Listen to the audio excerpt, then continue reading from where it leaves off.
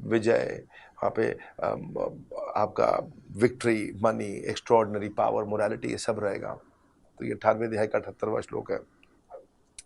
That's called gratitude. मेरी हैसियत से ज़्यादा मेरी थाली में तूने परोसा है, लाख मुश्किलें क्यों ना आए मुझे तुझ पे भरोसा है। ये संसारी कहावत भी हो सकती है और एक रियलाइजेशन भी हो सकती है कि जो मुझे मिला वो प्रभु की मेहरबानी थी और जो मैंने खोया वो मेरी नादानी थी। सो समय को सिखाना आता है, जो वक्त पर न संभला वहाँ पे तकलीफ आती है। तो आज के ज़माने में बोलने वाले तो बहुत हैं, लेकिन अच्छे सुनने वाले आप हैं जो अभी तक रुके हुए हैं आप और अभी तक सुन रहे हैं, और बावजूद इसके कि मैं बोल रहा हूँ फिर भी आप सुन रहे हैं। इतने बड़े बड़े संतों के बीच में मेरे आने की कोई आवश्यकता नहीं थी, पर मुझे फिर भी ये आदेश दिया गया सेवा करने का, तो मैंने सेवा पूरी करने का प्रयास किया है। जो मुझसे अपराध हुए उनको क्षमा करिए। आपने जो अपना समय दिया उसके लिए बहुत बहुत धन्यवाद। अल्टीमेटली सब बातों का एक ही बात है कि भगवद गीता आज से रोज़ पढ़ें। ये भगवान कृष्ण को हमारा गिफ्ट होना चाहिए। जन्माष्टमी पे डिसीजन लेने को तैयार हैं तो आप अपना हाथ खड़ा कर सकते हैं कि मैं डिसीजन लेने को तैयार हूँ, रोज़ भगवद गीता पढ़ूंगा।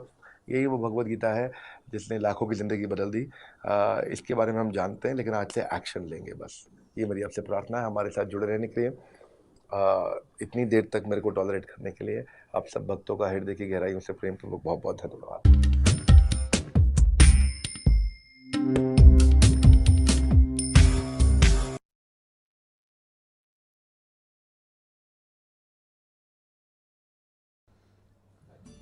हरे Krishna.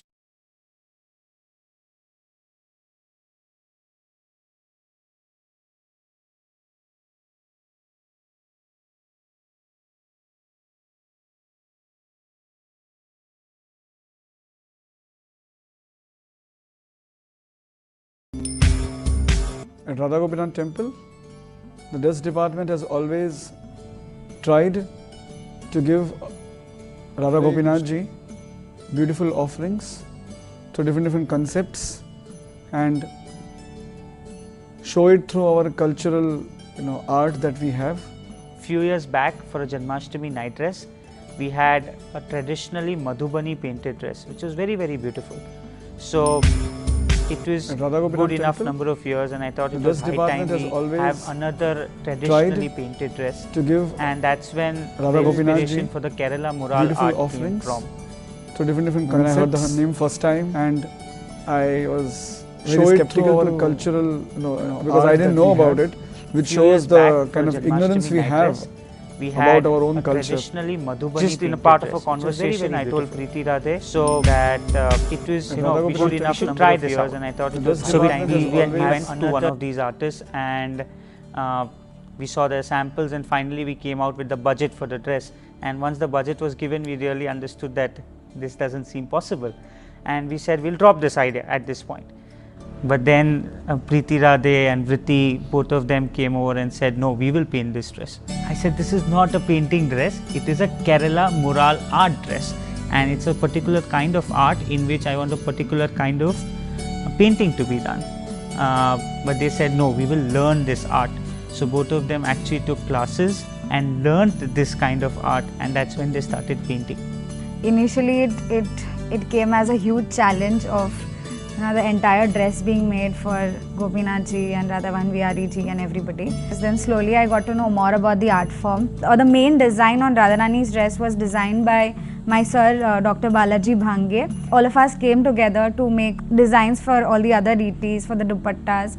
We took references from the net. When I saw the design first time, I was very excited, very, very bright colors, and we thought, let's do it. And then when they started doing it, they were like, oh, we'll finish it so fast. And slowly the details crept in, and it became more and more elaborate, more and more beautiful, and more appealing. And once we started doing it, we realized that there are a lot of specific things that this art form demands or it requires. It has specific motifs, the different borders like Manimalla designs, which are very specific to Kerala mural art form. It's a very traditional and a historical art form.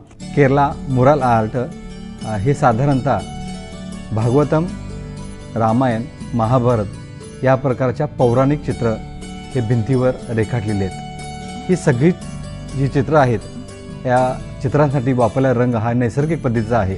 They used to use all the natural elements like laterite, limestone, leaves, then the soot from the lamp. So right now obviously we couldn't use all these things, so we obviously use acrylic.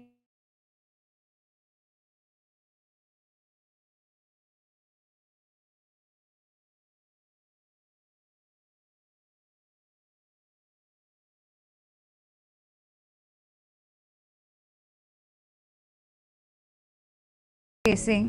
At one time we thought that the dress would not come out or it wouldn't manifest at all. Painting on paper and on silk makes a huge difference. People who were very good artists also, we had to tell them to practice first and then come and do it on the cloth actually. या ठिकाणी छपाई करताना आम्ही सिल्कवर एक विशिष्ट प्रकारचं punching machine आणि त्याशिवाय खाका प्रकार जो असतो, जसं कपड्यावर डिझाईन करण्यासाठी वापरतो, त्याचा वापर करून आम्ही एनलार्जमेंट करून ते पूर्णत्वास नेण्याचा आम्ही प्रयत्न करतोय. या चित्राचं वैशिष्ट्य असं आहे की याला 3 डायमेन्शन हा प्रकार आहे. हे चित्र भित्तिचित्र हे फ्लॅट स्वरूपात कधी असत नाही, म्हणजे त्याला एक आकारमान एक आहे. विशेष म्हणजे एकाच आकाराची साधारणतः माझ्या हिशोबाने साधारण 300 ते 400 कमळ आम्ही या ठिकाणी रेखाटलेली आहेत. At one point of time there were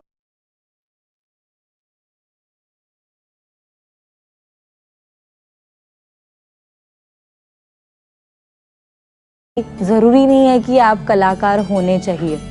अगर आपके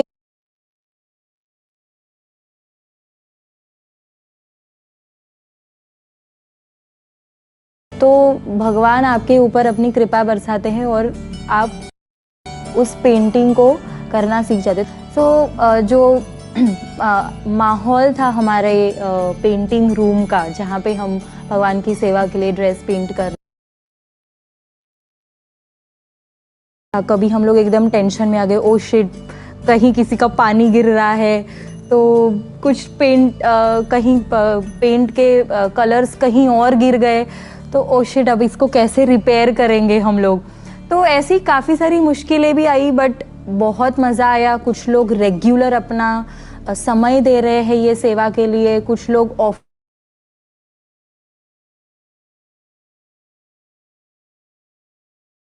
Amazing combined effort of love, devotion and attention, which I think is the most wanted object of Krishna. Krishna wants everybody's love as much as they can give.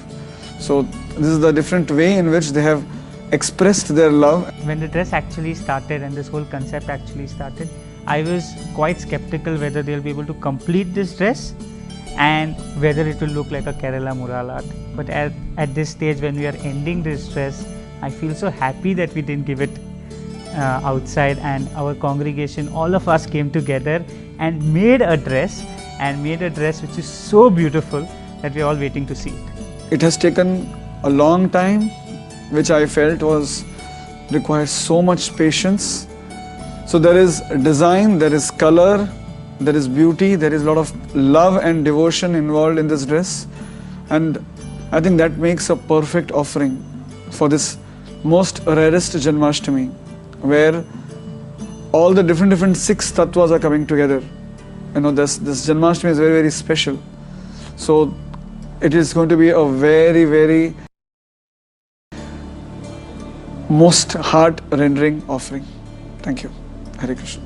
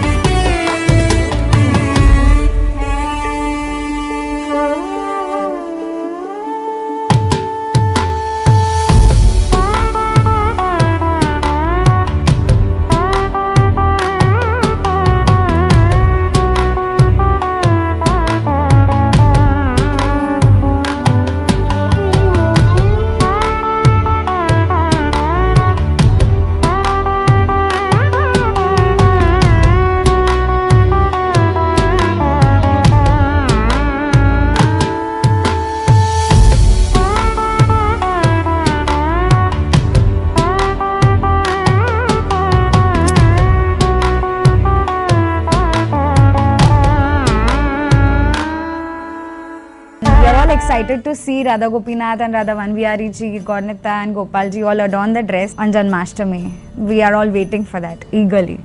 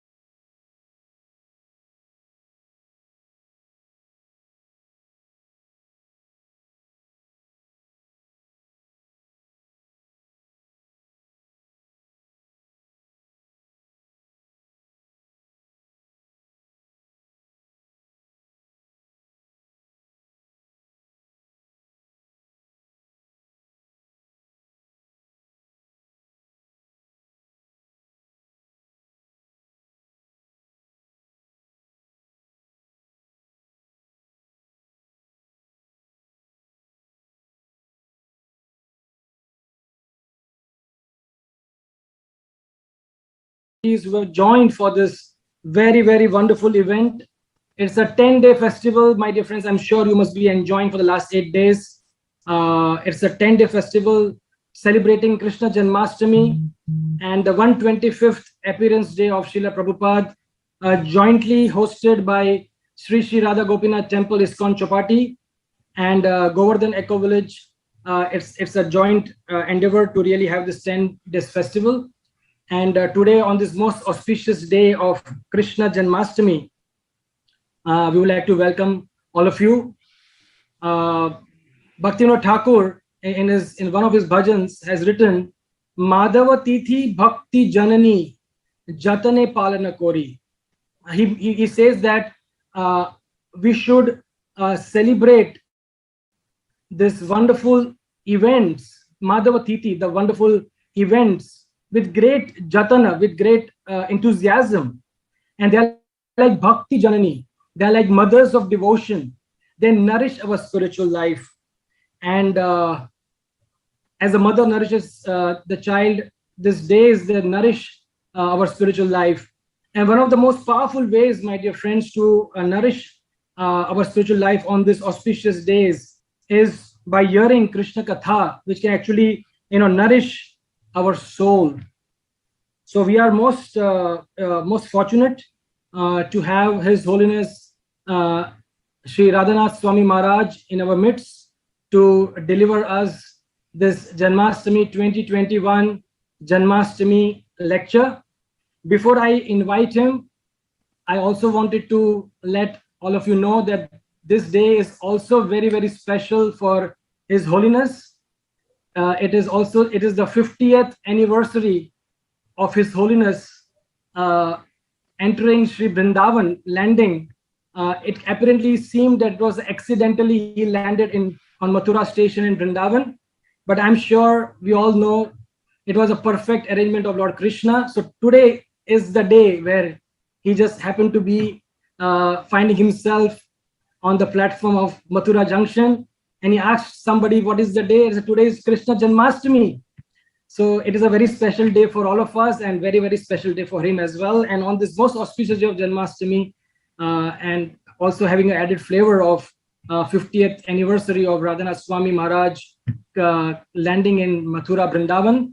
We would like to invite His Holiness Radhanath Swami Maharaj, so that let us invite him by having our eyes, ears, and hearts open to receiving his divine words.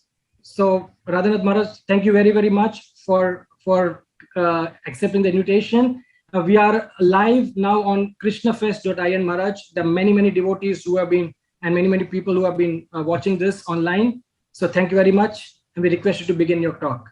Hare Krishna.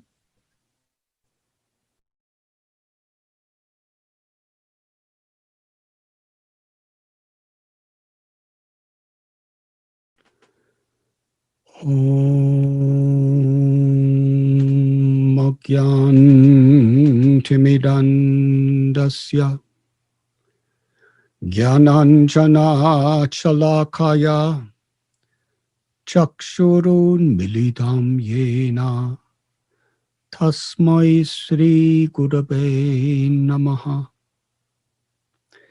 Sri Chaitanya Manobhishtam Stapitam Yena Bhutale Swayam Rupa Kadamayam Dadati Swapatantikam Vandeham Sri Guru Sri Jutapatakamallam Sri Gurun Vaishnavamscha Sri Rupam Sagrajatam Sahagana Raghunathan Tam Sajivam Sadvaitam Savadutam Parijana Sahitam Krishna Chaitanya Devam Sri Radha Krishna Padan Sahagana Lalita Sri Vishakan Vitamscha. He Krishna Karuna Sindhu Dina Bandhu Jagatpate Kopesha Gopika Kanta Radha Kanta Namostate Jayatam Suratao Pangor Mama Mandamatir Gati Matsarvasva Padam Bojao Radha Madana Mohanao Divyad Barindaranya Kalpadrumadha Sriman Ratnagara Singhasanastao Shri Radha Srila Govinda Devao Prestali Bisevyamano Smarani Sriman Rasarasarambi Vamsivata Tatastita Karshan Venu Swanayar Gopir Gopinata Shriyestanaha Tapta Kanchana Gaurangi Radhe Brindavaneshwari Vrishabhanu Sudhe Devi Pranamami Hari Priye Vanshakalpa Tarubhyascha Kripa Sindhubhya Evacha Patithanam Bhavanibhyo Vaishnavebhyo Namo Namaha. Sri Krishna Chaitanya Prabhu Nityananda Sri Advaita Gadadhara Shivasadi Gaura Bhakta Vrinda. Hare Krishna Krishna Krishna Hare Hare Hare Rama Rama Rama Hare Hare. Hare Krishna Krishna Krishna Hare Hare Hare Rama Rama Rama Hare Hare. Hare Krishna Krishna Krishna Hare Hare Hare Rama Rama Rama Hari Hari. Jaya Radha Madhava Kunja Bihari. Jaya Radha Madhava Kunja Bihari. Gopi Janaballabha Giri Varadhari. Gopi Janaballabha Giri Varadhari. Yashodanandana Brajajana Ranjana. Yashodanandana Brajajana Ranjana. Jamunatira Banachari. Jamunatira Banachari. Jaya Radha Madhava Kunja Bihari. Jaya Radha Madhava Kunja Bihari. Nama Om Vishnu Padaya Krishna Preshtaya Bhutale Srimate Bhakti Vedanta Swami Niti Namane. Namaste Saraswati Deve Gauravani Pracharine Nirbhishesha Shunyavadi Paschatya Deshatharine.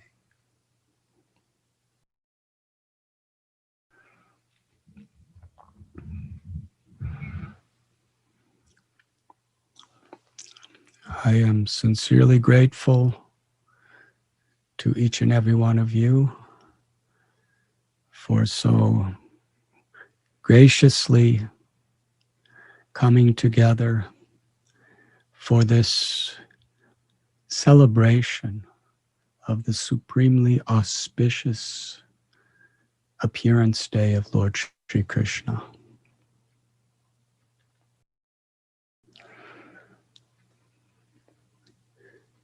These festivals are designed especially by the Lord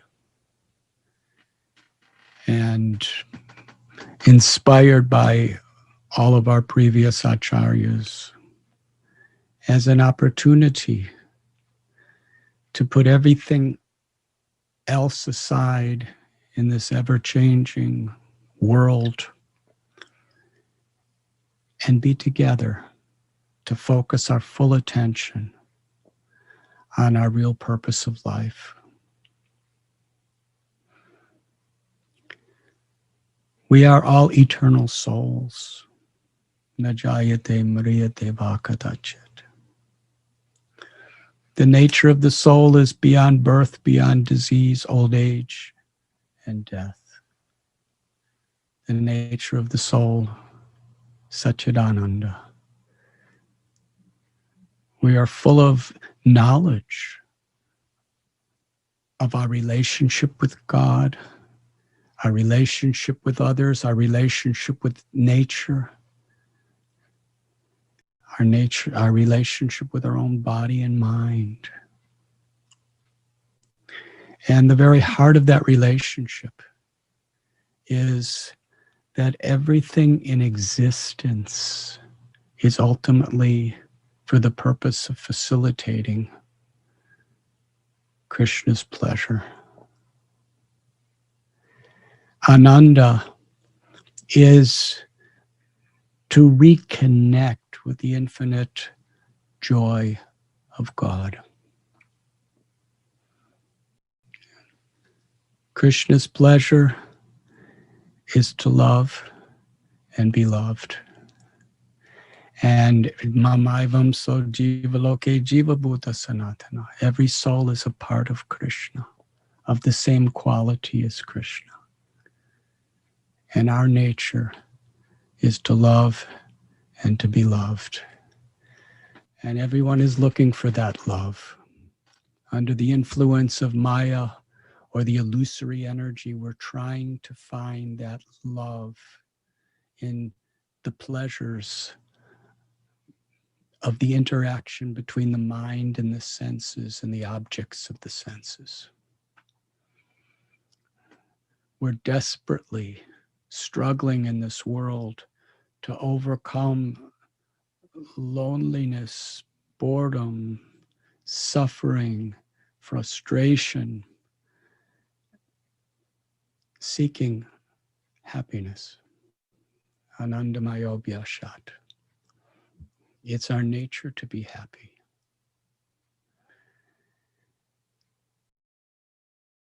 Krishna tells in the Bhagavad Gita that he is the seed-giving father and mother of all living beings. Krishna is Karuna Sindhu. He's an ocean of mercy. One of the qualities of an ocean is it never dries up. No matter what happens. Dry season, rainy season, the ocean never dries up. It's always full. Each and every living entity is forever. Whatever we do, whatever we say, whatever time we may be in this material world, that ocean of mercy is always for each of us. And Krishna tells in the Bhagavad Gita, Yada yada hi dharmasya glanir bhavati bharata abhyutanam dharmasya tadatmanam srijamyaham. That ocean of mercy to remind us of what we have forgotten, to give us back what we have lost. He descends into this world again and again. In the next verse of the Gita, Krishna tells, Paritranaya sadhunam vinashaya chaduskritam dharma samstapanarataya sambhavami juge juge. To annihilate the miscreants, to reestablish the principles of dharma, religion, and to protect the pious. Krishna, the Lord comes in many ways into this world. And it is described that as many as there are waves in the ocean, throughout the history of existence, God has incarnated in even more ways. And by Krishna's inconceivable transcendental nature, the Lord has come in so many various forms, speaking various languages, and is coming in various parts of the world throughout history. And the very establishment of every true religion in the world begins with an avatar of the Lord. Perhaps a Guna avatar, a Shaktavesh avatar, or a Leela avatar. Of the many incarnations, Jayadev Goswami, in his Gita Govinda introduction, offers a prayer, Das Avatar, of the 10 prominent incarnations of the Lord.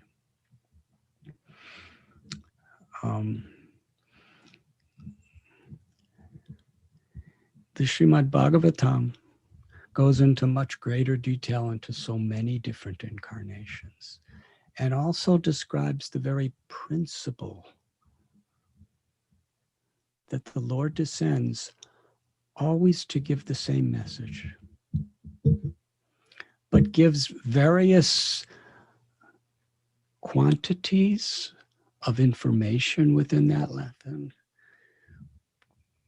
reveals various levels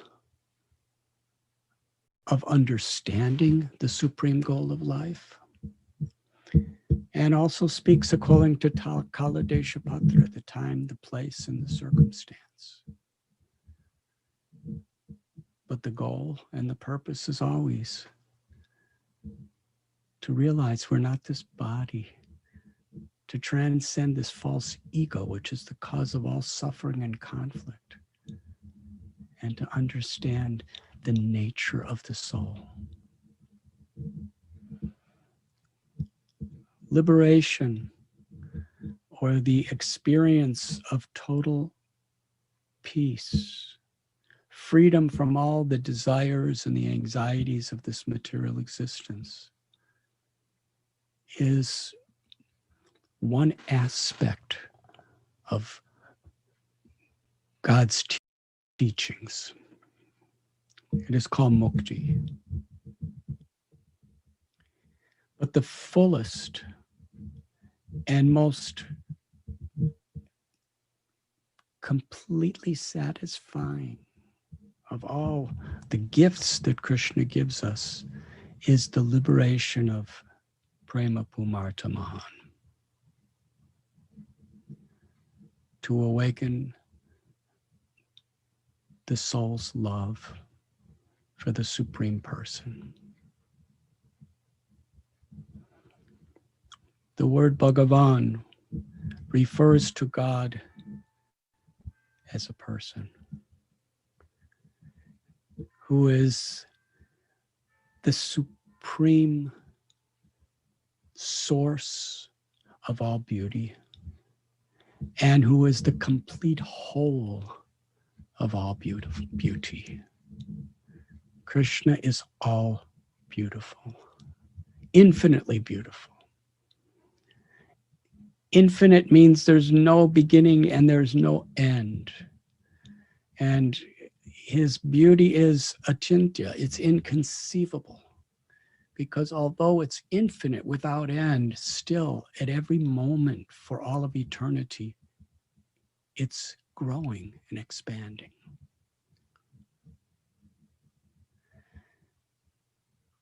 Krishna is the supreme source and the complete whole of all knowledge, wealth, strength, and although Krishna has all these incredibly attractive opulences, he's also supremely renounced in the sense that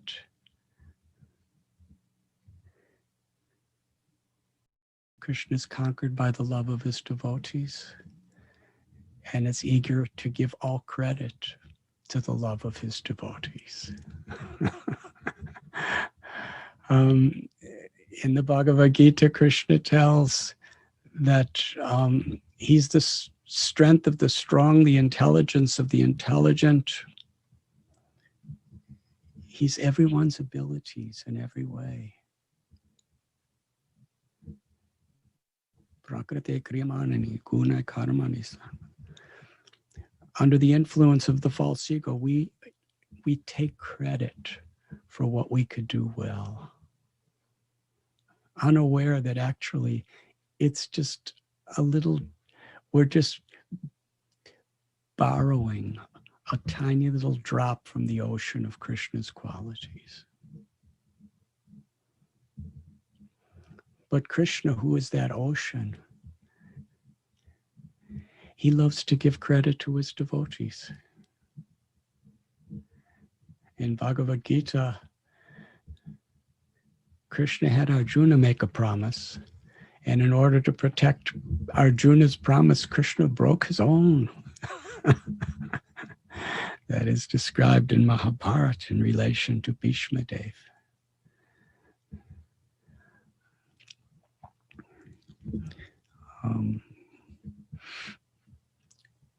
Sri Chaitanya Mahaprabhu, who's an avatar of Krishna, he would say that whatever devotion I have, whatever good qualities I have, is only because of my mother, Sachi Devi, because she has given me her devotion.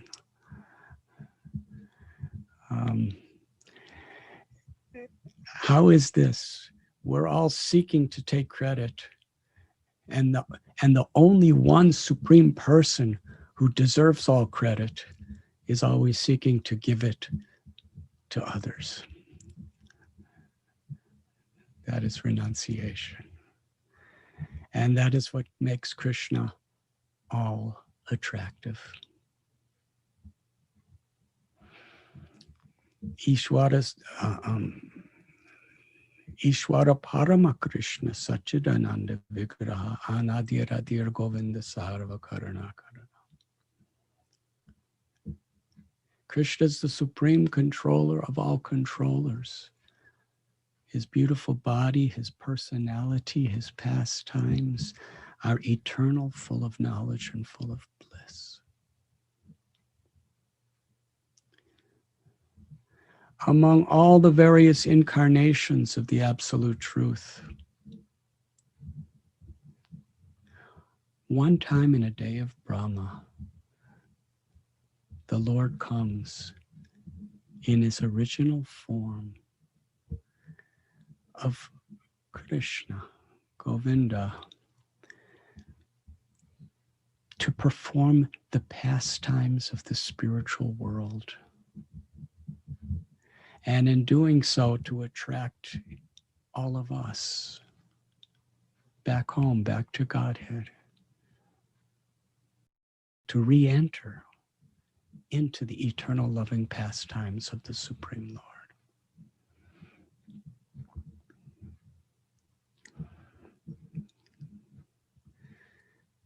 Janmashtami is a day more than any other day that devotees of Krishna in every part of the world are having a wonderful celebration.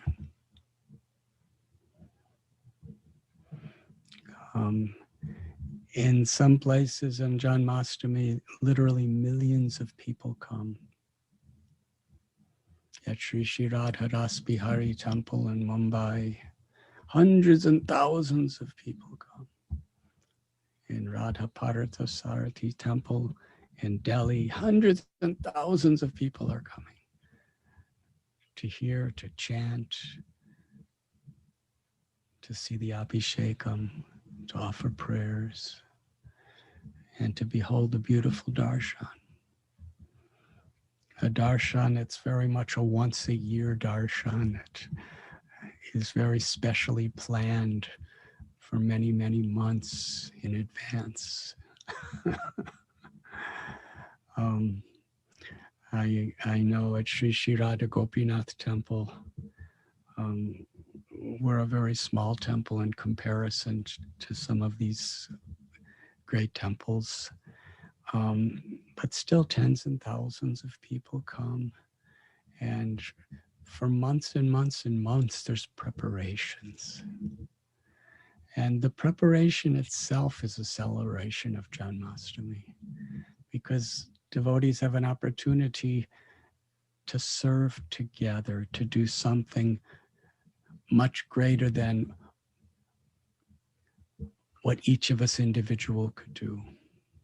Janmashtami is an opportunity where the joint, the Sankirtan, the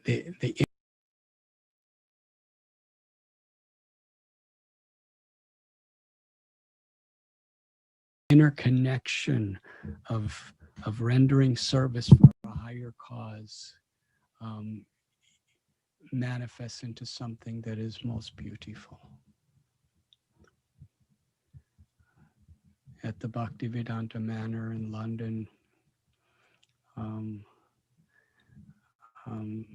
my beloved God brother friend Shruti Dharma Prabhu, Pranabandhu Prabhu, would love to invite me, and whenever possible I would come. And it was just amazing. For well over a month before Janmashtami, hundreds of volunteers who work full-time jobs and take care of families. They come in the evenings for many, many hours just to organize and facilitate a beautiful festival so that all the devotees and all the people of the world could have fun with Krishna and be enlightened. This Janmashtami celebration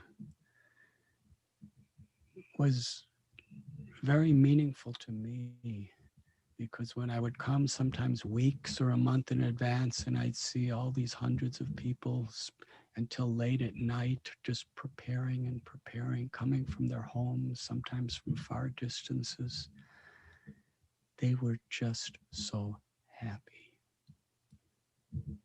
It wasn't even Janmashtami. Sometimes it was cold, sometimes it was raining. They were out in the fields digging ditches and cooking and creating parking lots and building things. And they were just such a team of hundreds and so happy to be together because Krishna was in the center. So the celebration of Janmashtami is not just the day of Janmashtami, but the celebration of Janmashtami is in our remembrance of Krishna and in our efforts to serve Krishna's mission together.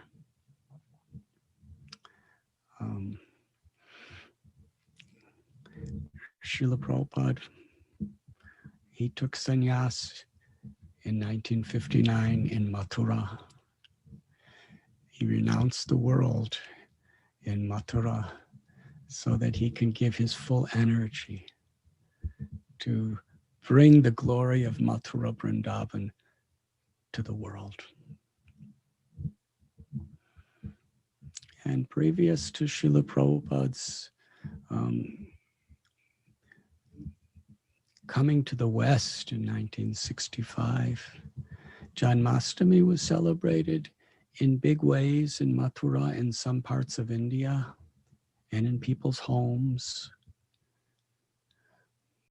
But Srila Prabhupada inspired grand festivals to celebrate Krishna's appearance in practically every major city of the world.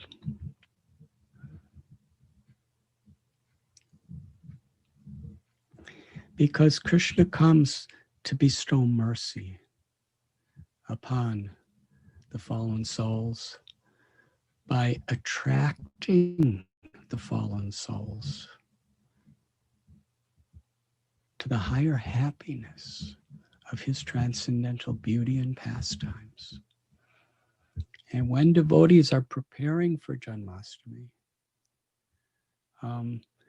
we're simply serving together to create an event wherein the devotees themselves and as many people of the public as possible could come to see the beauty of the Lord, to taste the prasad of the Lord, to hear the holy names of the Lord, to associate with the Lord, to be attracted by the Lord. That is Janmashtami. Last year, most of the temples in the world, and our temple of Radha Gopinath, Govardhaniko village, was locked down. So we had to celebrate Janmashtami, many of us in our homes. A few people could come to the temple, but not many. And the preparations were very different. And we were thinking that this will make it even more exciting when we could all come together next year. And today marks next year. Again, we're very much locked down. But nothing can stop the flow of devotion. Where there's, because like Srila Prabhupada would say, we can be Krishna conscious and happy sitting under a tree or in a magnificent temple. The temples are opportunities for us to come together, to serve and to learn and to share. But the real temple is not just the building. The altar is not limited just to that space in the temple where the deities stand. But Srila Prabhupada explained our bodies are temples. Our life is a temple. Our heart is an altar. And as Krishna appeared in Mathura to Vasudeva and Devaki, in Gokul Mahaban to Yashoda Mai and Nanda Maharaj, in the same way Krishna will appear within our heart if we sincerely take shelter of him. Sam Siddhyad Haritoshanam. The goal of all dharma, the goal of our occupation, of our religion, is to please Krishna. Janmashtami is a celebration where we put everything else aside and focus our energy together just to please Krishna. And these wonderful festivals, they establish a culture and a personal experience in individual hearts where we strive to make every day in the spirit of Janmashtami.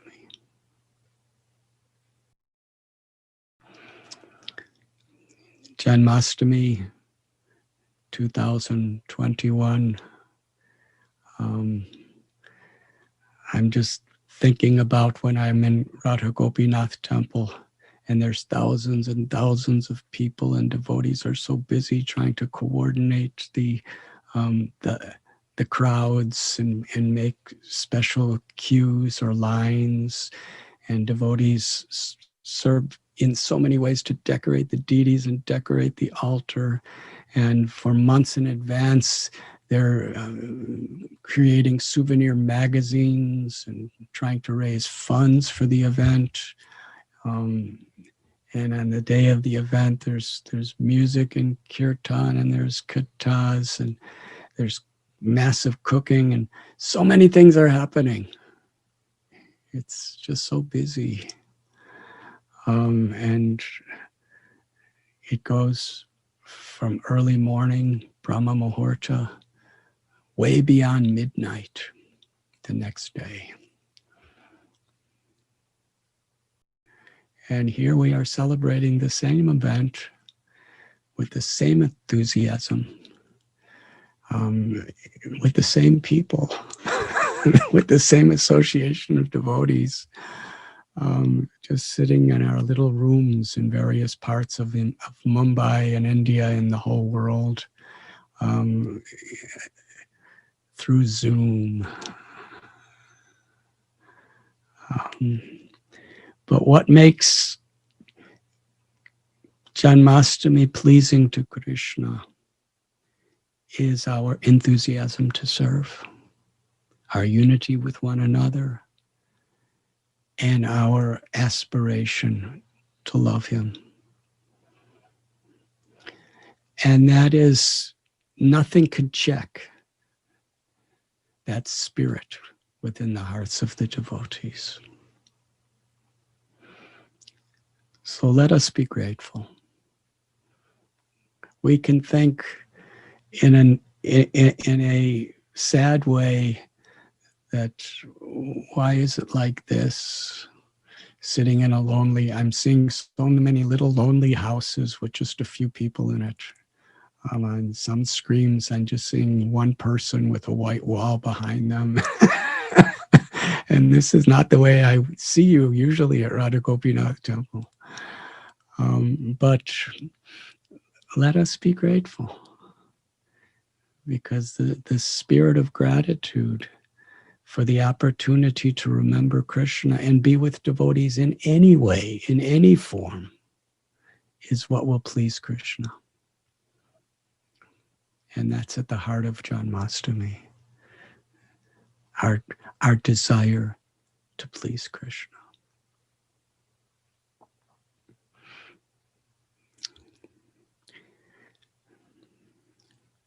As Sri Dhamma Prabhu was saying, it was exactly 50 years on this day, Janmashtami 1971, that I was on a third-class train going en route from Varanasi to the Himalayas. On the way in Varanasi, I was at the Kashi Vishwanath temple, weeping, crying, and praying to Lord Shiva, please show me my path, show me my guru, show me my true purpose in life. I committed myself to try to exclusively give my heart on the path toward God. But there were so many paths and so many teachers. And I wanted to know what I was supposed to do. And there I was at Kashi Vishwanath, and there were bells ringing and so much noise and people pouring milk on Lord Shiva's form and the pujaris, just kind of pushing people from side to side. And it was, I remember there was a lot of commotion, but I was just sitting in a little corner just praying. And it's wonderful how even if you are all alone in the most peaceful environment, if one's mind is agitated, then there's no peace. But even in the most crowded and undisciplined crowd, where there's so much noise and so much pushing and everything,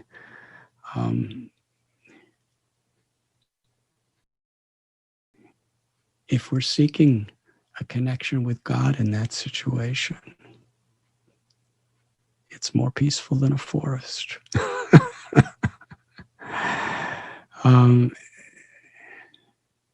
And there was a great lesson that day.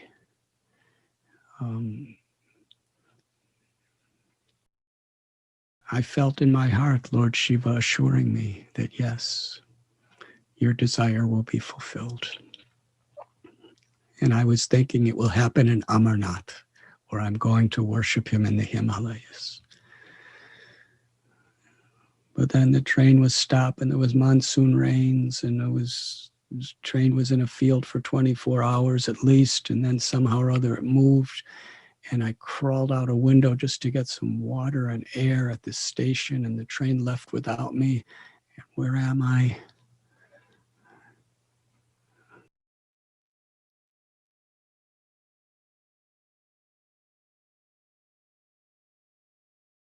Done.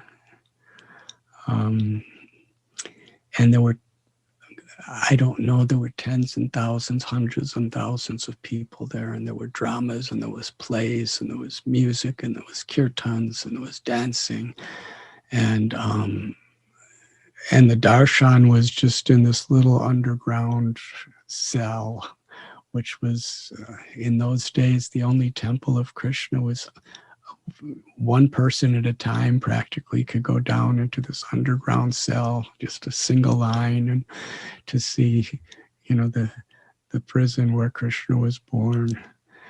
And it was quite chaotic, and I was accustomed to living in caves, so I was thinking, this is very different.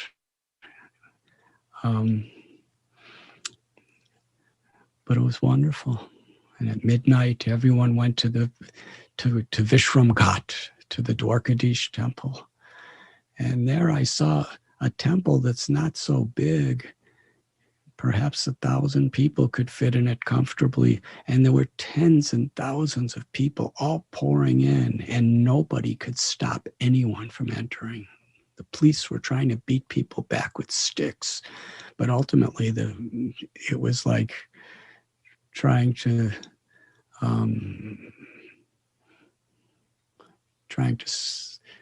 stop a monsoon rain with a stick. People were just pouring in, and I just couldn't believe how many people could fit in one place. And everyone was just so eager and so happy. It was extremely hot. It was literally pouring torrential rain. In fact, the whole area of Mathura that day was flooded. To get from the Janmashtami to Vishram Ghat, everybody was going down streets, and the water was up to your waist, and it was rushing very hard. And still, there were tens and thousands, maybe hundreds of thousands of people, just one big queue from the Janmashtami all the way down these streets, and the rain was pouring on us, and the water was, and everyone was just happy. And then when you go to that temple, it's so hot and so humid, and there's no air to breathe, and there's so much commotion and so much noise and so much pushing and so much shoving. And everybody I saw looked so happy. Everyone was happier and more peaceful than the yogis in the Himalayan caves, even in this situation, because they were grateful that they could be there to make an offering to Krishna. Just coming was a very costly offering to Krishna. And I heard so many people talking about Vrindavan, and I didn't know what is Vrindavan, but I decided the next day I'm just going to walk to Vrindavan. And by Krishna's grace and by Lord Shiva's blessing, I found, or let us say, Radharani and Gopinath's mercy. The path I was meant to follow was revealed. And then while living in Vrindavan, Srila Prabhupada came, and Srila Prabhupada found me. I remember when I was living in Vrindavan, it was the second time I met Prabhupada. I first met him at Cross Maidan in Mumbai, which was the time of my spiritual conception. And then my spiritual birth was in Vrindavan when Srila Prabhupada returned. And then in Bombay, I admired him as a saint. But after spending time with him in Vrindavan, I really desired to surrender my body, mind, words, and life to serve him as my guru.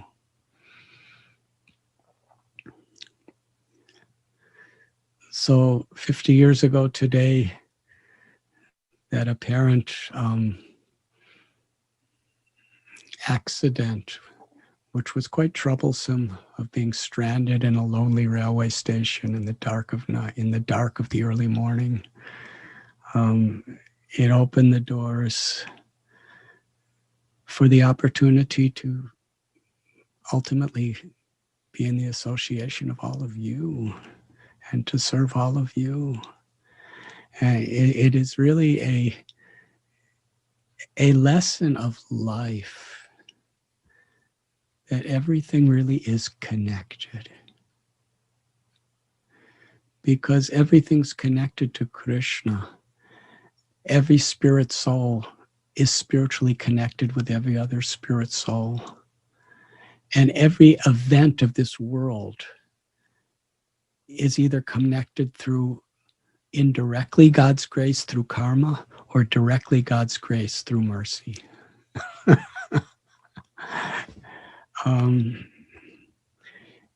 And even though things beyond our control may be tragic, may cause us great pain, sorrow, or sometimes situations come that bring us great joy, and we never want to lose it, but then we lose it. But at other times we gain something else. All of these situations, ultimately, they're all connected. Every experience of every moment of life is a connection. And for a devotee, we just look back and see everything was ultimately leading us to Krishna. And when we see through this perception, which is reality, then what do we have to be ungrateful for? We can feel gratitude even for the difficult times of our past and present, if somehow or other we recognize that they're leading us to Krishna.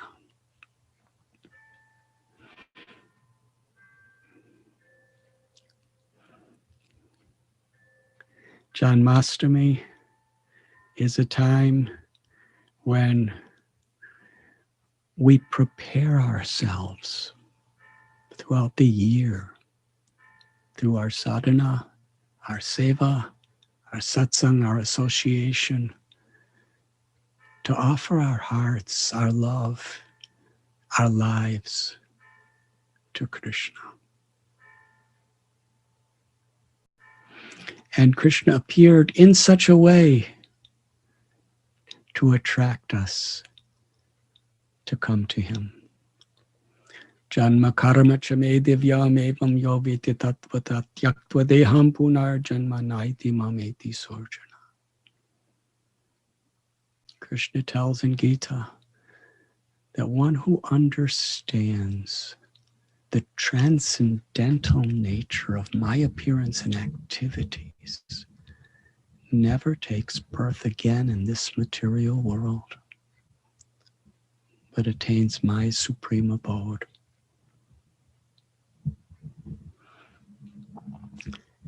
Simply by hearing about Krishna, by developing a taste for chanting his holy names, by understanding and appreciating that there's no greater wealth than the opportunity to be the servant of the servant for the pleasure of the Lord.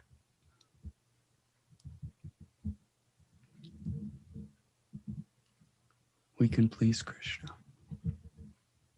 Daivi yeshu gunamai mama maya duratya. Mame vamya papadyante maya meta tarantite. This material nature is very difficult to overcome. Unanimously, everyone in this world can agree on that. We may have so many disagreements, we may have so many ideologies, we may have so many ideas in our life, but nobody can disagree with the idea of the hardships of life. But Krishna tells one who takes shelter of me can cross beyond it all. Mayadhyakshena prakriti suyate sacharachara. Krishna is the ultimate controller of Maya. By Krishna's mercy, he can pick us up. He can lift us up. He can attract our hearts. And how does he do that? By coming to this world, revealing his holy names, empowering his beloved devotees, appearing in the form of the deities, and by performing wonderful pastimes. And by hearing these pastimes with faith and enthusiasm, our attraction for Krishna comes. Shrinvatam swakata Krishna punja shravana kirtana. And when we develop a taste for hearing about him, Krishna is pleased and gives himself to us. That is bhakti. No matter how much we struggle to renounce the distractions of this material world, ultimately we will be overcome. This was shown in the history of the great Vishwamitra Muni.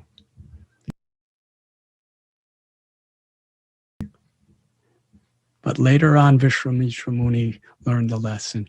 If we just surrender to Krishna, to Rama, then we can easily cross beyond this ocean of material existence.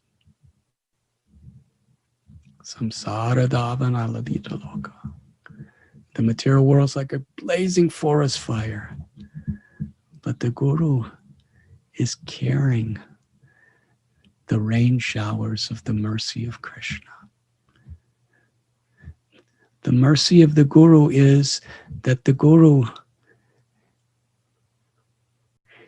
teaches us and extends to us the great shower of mercy that's coming from Krishna.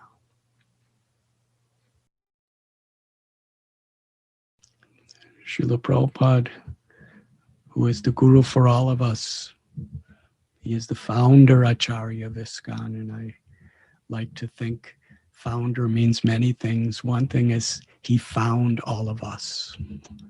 He's the founder of all of us.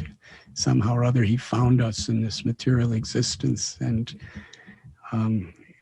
when we find something, we pick it up and keep it. And somehow Prabhupada has found us as the founder and delivered us to Krishna.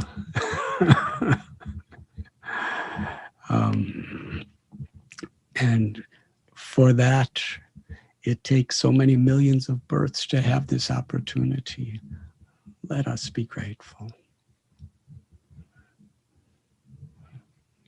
Just a few days ago, our beloved devotee, Murari Hari Prabhu, passed away. He's one of the senior most original devotees of Radha Gopinath Temple.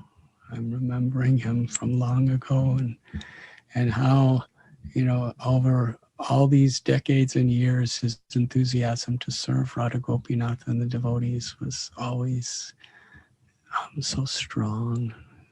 Beautiful family. Let us pray for him.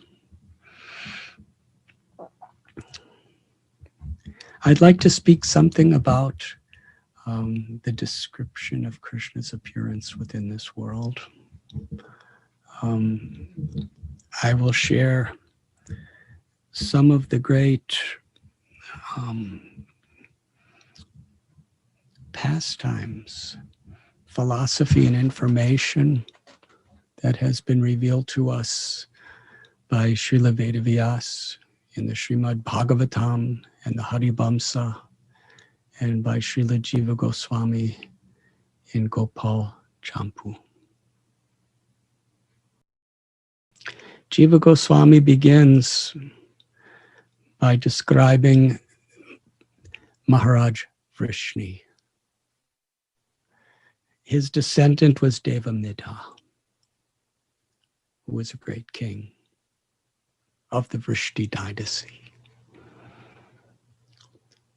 He married a Kshatriya wife and also a Vaishya wife, and had two sons, one from each. The Kshatriya was Surasena, and the Vaishya was Parjanya. There's a great glorification of Parjanya. For his entire life, he was a pure devotee of Lord Hari. His life and soul. He had such wonderful devotional qualities, such pure character, and such great compassion.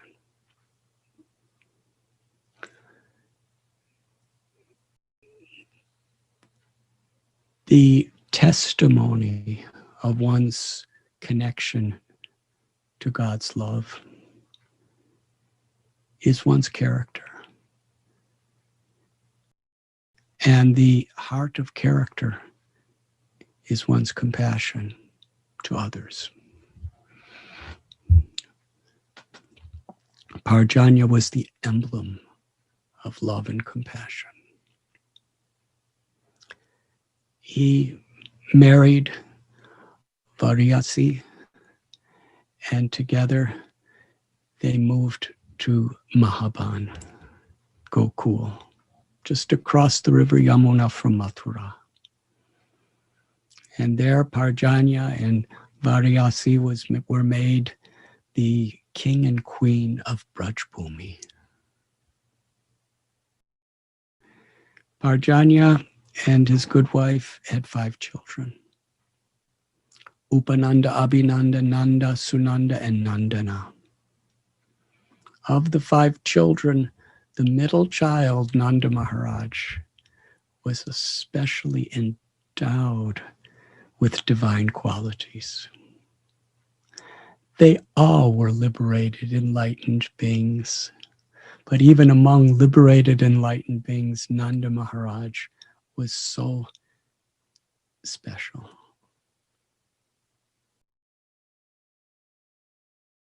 From his early childhood, just by being in his presence, people felt complete shelter. When he came of age, Nanda Maharaj was married to the daughter of a Gopa and Gopi, Patala Devi and Samukha. Their daughter's name was Yashoda.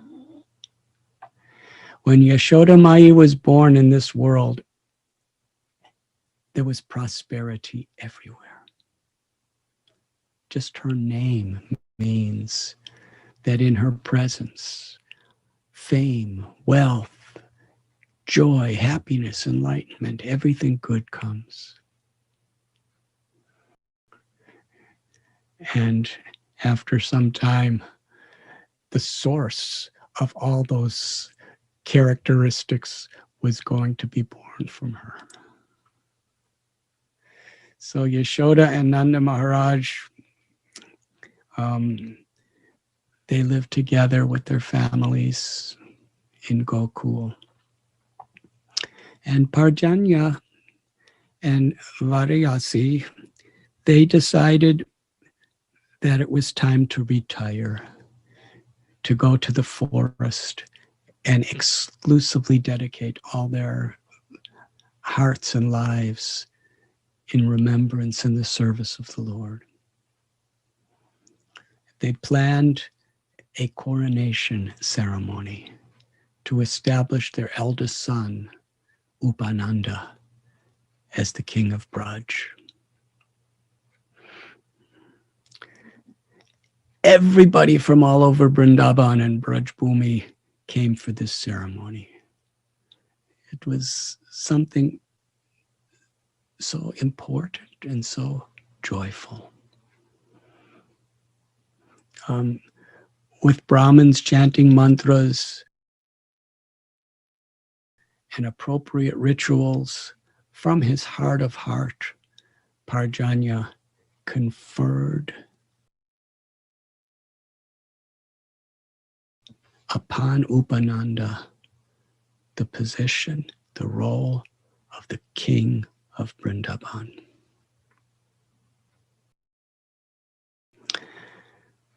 Upananda then did something that was quite inconceivable. He said to Parjanya, I accept this role of being the king. But now, with love in my heart, I am giving my kingship to my younger brother, Nanda. Nobody knew what to say.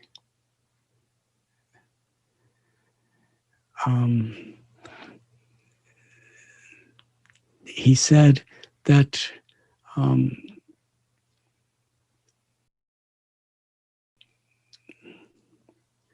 to be happy in this world, we're dependent on affection. Affection is dependent on good qualities. Good qualities are dependent on high values. And one who has high values expresses it through the integrity of actions and words. And there is no one with more integrity, with more compassion, and with more love than my younger brother, Nanda. And then he did a ritual and coronated his younger brother as king. It all happened so fast. Nanda Maharaj was very shy. He didn't know what to say. He had no aspiration for this role. He was completely content just serving his elder brother.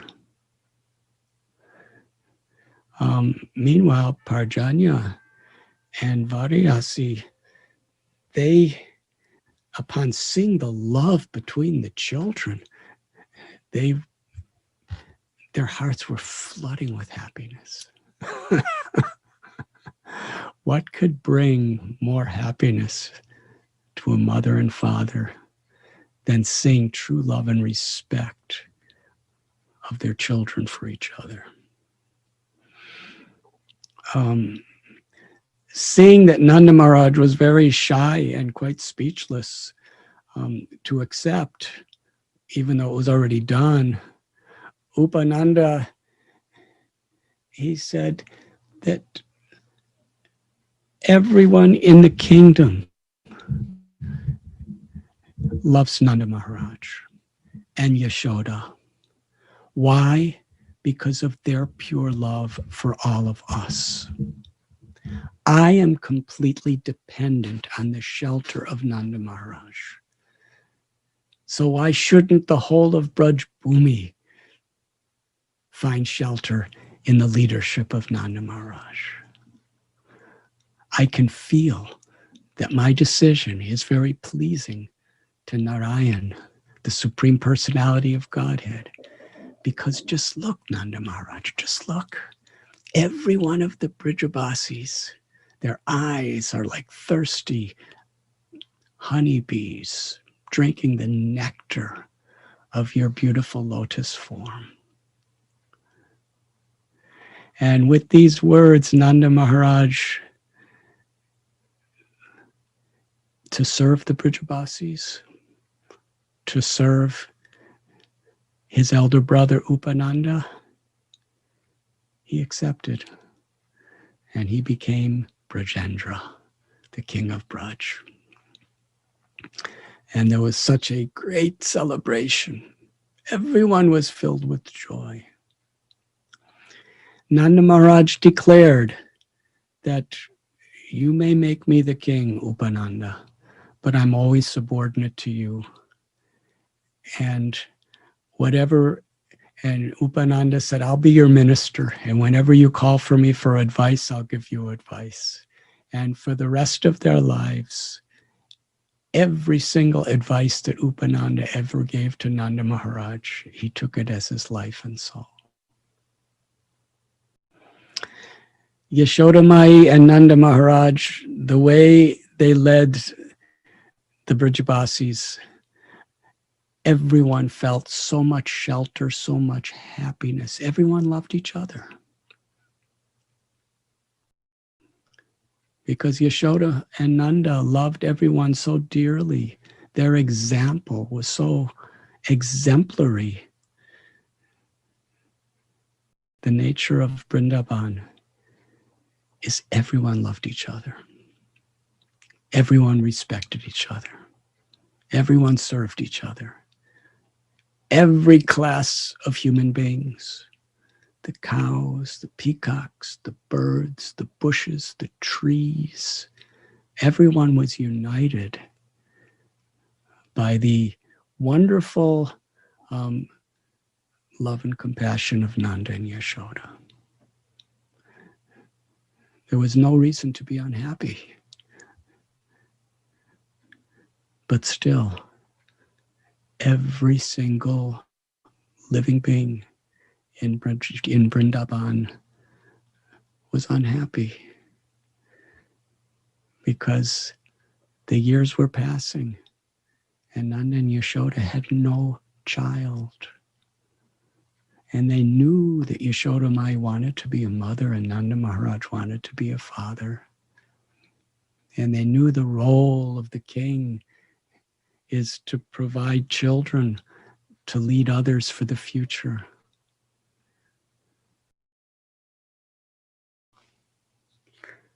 Whatever made Nanda and Yashoda happy made everyone happy, and what made them sad made everyone sad. This was the beautiful interconnection of everyone's hearts. So Upananda, he gathered together all the senior Gopas and discussed the matter. And they decided to attract the mercy of the Supreme Lord Narayan by performing various pujas and elaborate sacrifices. And in every other way, they were fasting and trying to attract the mercy of the Lord. Meanwhile, nothing was happening. Srila Jiva Goswami describes the reason nothing was happening is because the Lord wanted to show that it's only through love and devotion that he appears. All of the external rituals that we may perform, they are only ways of facilitating and developing love and devotion, but it's only the spirit of love that attracts Krishna. And it was at that time that Nanda Maharaj approached Yashoda. He said, I had the most wonderful dream. In my dream, I saw this beautiful little boy, a baby boy. His complexion was dark like a monsoon rain cloud. His eyes were like fully blossomed lotus petals. His nose was like a beautiful little sesame flower.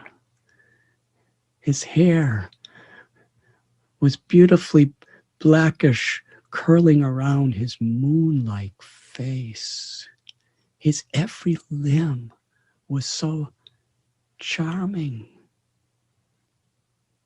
His lips, red like the bimba fruit, were smiling upon me. I completely fell in love with this little child. He completely captured, stole my entire life.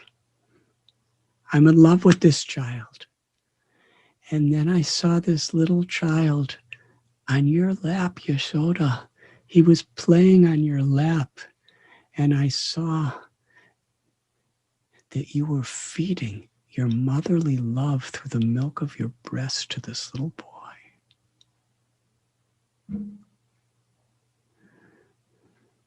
I long for this child to be our child. Yashoda Mai said to Nanda Maharaj, I had the exact same dream with the exact same child, just according to your every description. But I was too shy to tell anyone. And Nanda Maharaj said, I will not be able to live without this boy being our child. And Yashoda Mai said, me too, but I believe that this child is Lord Narayan. How could we possibly qualify ourselves? It's not possible, but still we cannot live. We must be the mother and father for this child. And Yashoda Mai said, for the next year, on every Dwadasi, let us make offerings of love.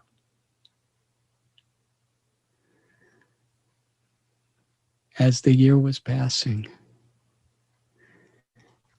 every single moment for 24 hours a day, the love in anticipation and separation for this little baby they saw in their dream was increasing.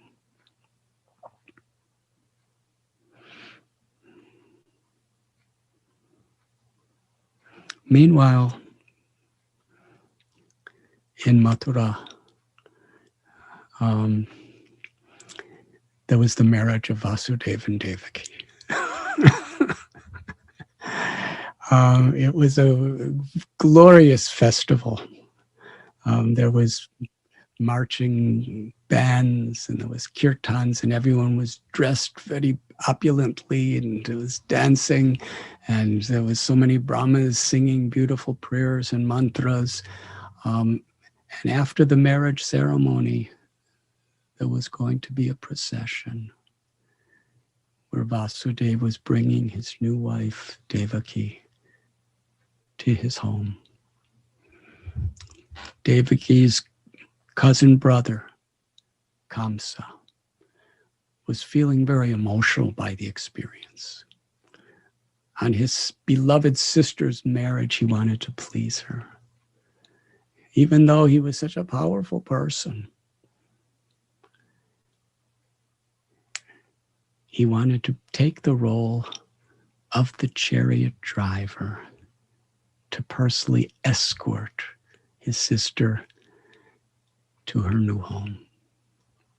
So they boarded this chariot, and this even made the festival more jubilant for everyone. They boarded this beautiful, magnificent chariot. As Kamsa was riding the chariot down the road, a divine voice thundered from the sky.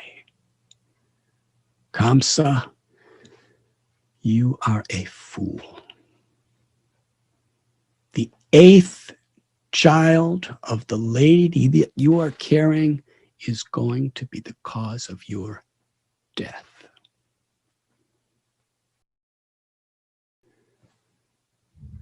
Kamsa became so fearful and so arrogant. Immediately, he grabbed with his mighty hand. It is described that Kamsa, each one of his arms was more powerful than 10,000 elephants. And these are elephants of the Dwapar Yuga. He grabbed his frail sister by the hair with that mighty hand, and then drew his massive shining sword. He lifted the sword above his head with the intent, with all of his power, to sever the head of his sister. The sword was up ahead, and he was just coming down when Vasudeva, he jumped between the sword and Devaki. He pleaded with Kamsa, please do not kill your sister on the most auspicious and happy day of her marriage. Vasudeva pleaded with Kamsa. He tried to somehow or other reach some sentiment or emotion in his heart. When that didn't work, he spoke philosophy. Profound philosophy about the nature of the life, the nature of the soul, the nature of karma.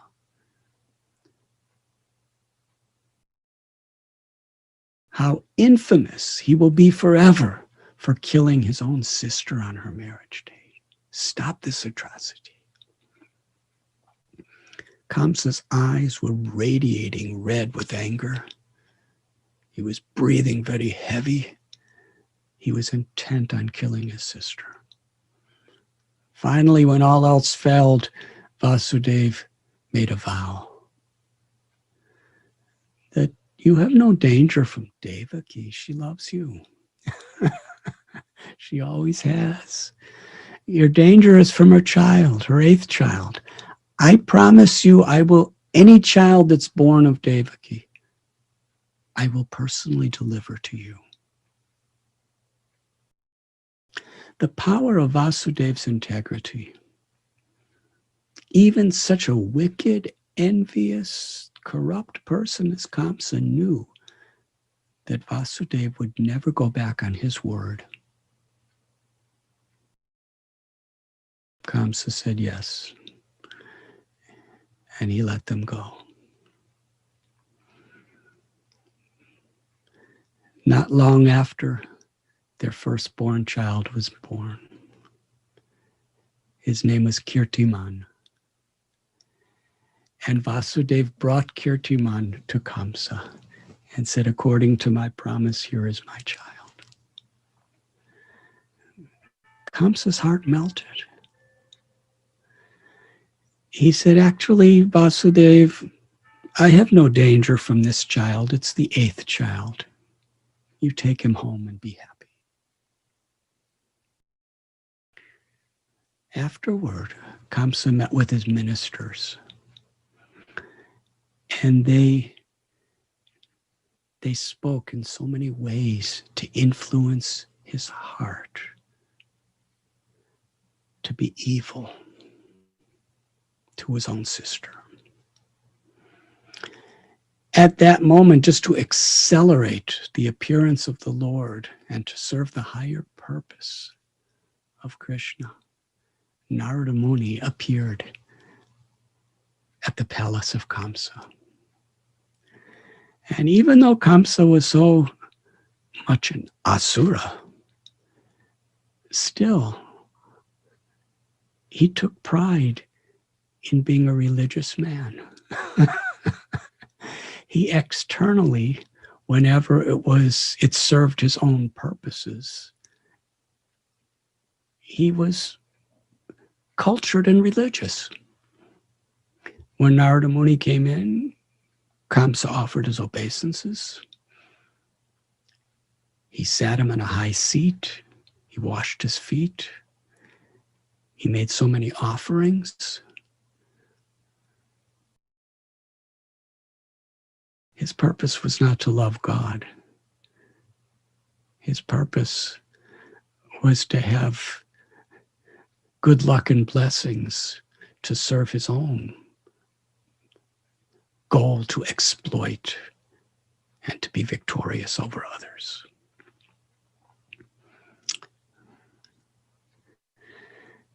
After the formalities, Narada Muni said to Kamsa, I just overheard a meeting of your enemies, the demigods and the sages, your worst enemies. They are intent on destroying you. And I heard their plan.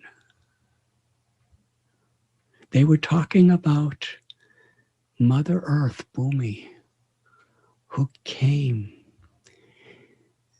before Lord Brahma in the form of a cow. Because a cow is the mother for all living beings. and according to the dharmic principles is always to be protected. The cow was weeping tears of sorrow and compassion as she explained how all humanity and all living beings on the earth planet are the children of Mother Earth. And how Bhumi Devi is providing every type of facility for the purpose of helping people to become enlightened and to love Krishna by offering what she's giving them in loving service of the Lord. That's Bhumi's purpose, her internal reason. But she said, there are tyrants and rulers who are exploiting my resources, plundering everything I'm giving, creating all sorts of pollutions, and causing great pain and torture to all living beings. And fighting over who could control something. They're having wars. And my body is soaked with the bloodshed of all these people who are motivated by envy and greed, lust, anger, and illusion.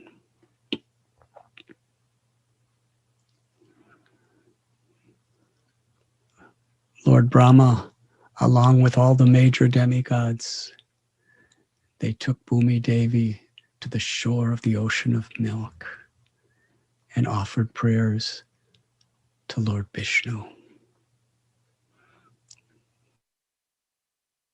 They Purusha Shukta, among other wonderful prayers. Then the Supreme Lord, from within Brahma's heart, he spoke.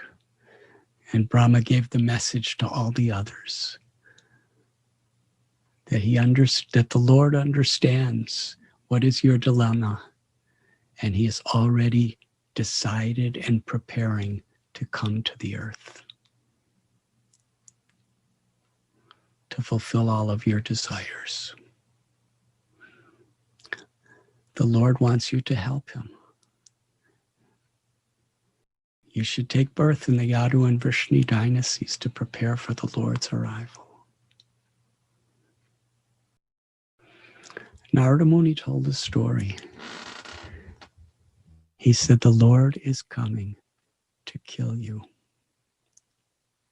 There's a whole plan. He said, Kamsa, I want to tell you one other thing.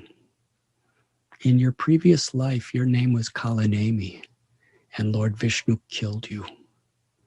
And now he's coming back again to kill you. So any one of Devaki's children could be the Lord coming to kill you. I just wanted to give you this information. And then Narada Muni Bhajaya Vina Radhika Ramana Name. Then he, playing his Veena, he departed. Hearing these words, Kamsa was outraged. Immediately he had Devaki and Vasudeva arrested, put in an underground prison, shackled by heavy iron chains. And every child that was born right before the eyes of the mother and father, Kamsa ruthlessly crushed them to death.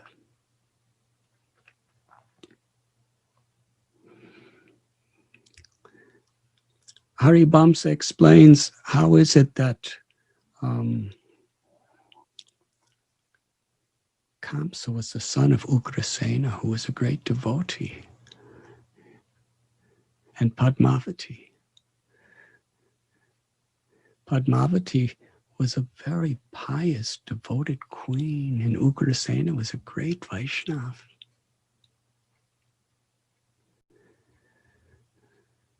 The story that there was a very greedy, powerful, lusty mystic who was named Drumala. And he wanted to sensually enjoy the queen Padmavati. By his incredible mystic powers, he took the form that exactly resembled Ugrasena Maharaj. And he came together with Padmavati. And while they were in the process of enjoying with one another, at that intimate moment, Padmavati could recognize, this is not my husband. She became very alarmed because she was a perfectly chaste, faithful, pure-hearted girl, lady. She said, "Who are you? How dare you?" He said, "My name is Drumala."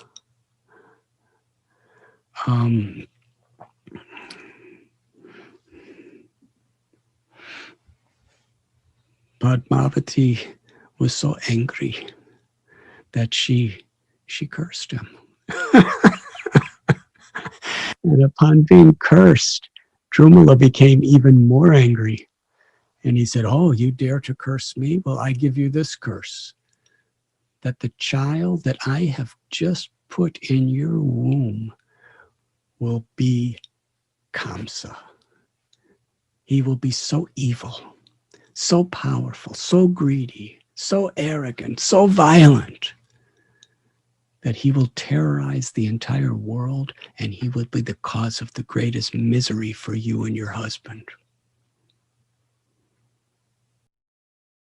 Padmavati was simultaneously angry as fire and brokenhearted and weeping. And she cried out, "I curse you, that the Supreme Purusha, Parama Purusha, the Lord of all lords, will incarnate in this world, and he will kill your Kamsa." And that is how Kamsa became the son of Padmavati and Ugrasena. In his previous life as Kalanemi, we read in the Srimad Bhagavatam, there was a great battle, and Kalanemi attacked Lord Vishnu with so much hatred. He was riding on a lion, and he lifted up a mighty trident and threw it toward the head of Garuda, the Lord's devotee. And Lord Vishnu, who was on the back of Garuda, very quickly he caught the trident and threw it right back at Kalanemi. A lesson of how karma works. If we cause harm to others, inevitably, it's just a matter of time till it comes back to harm us. If we hurt others, it will come back to hurt us. And if we do good to others, it will come back. This is all happening by the Lord's arrangement. Kalanemi was killed. Then Sukracharya, who was something like the guru for the asuras, he chanted special mantras and made special medicinal potions and did certain types of rituals and brought Kalanemi back to life. And now Kalanemi had such deep-seated hatred for Vishnu. He performed severe austerities to Lord Brahma and got benedictions that in his next life he would conquer all directions.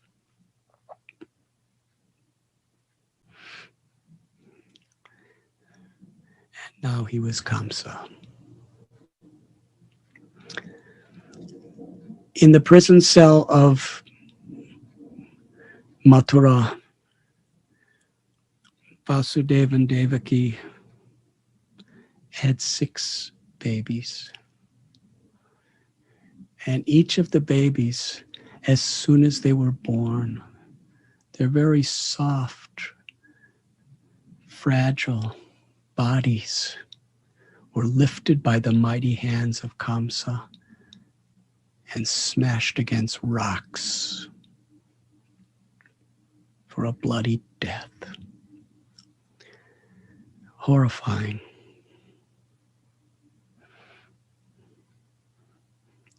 Vishwanath Chakravarti Thakur gives insight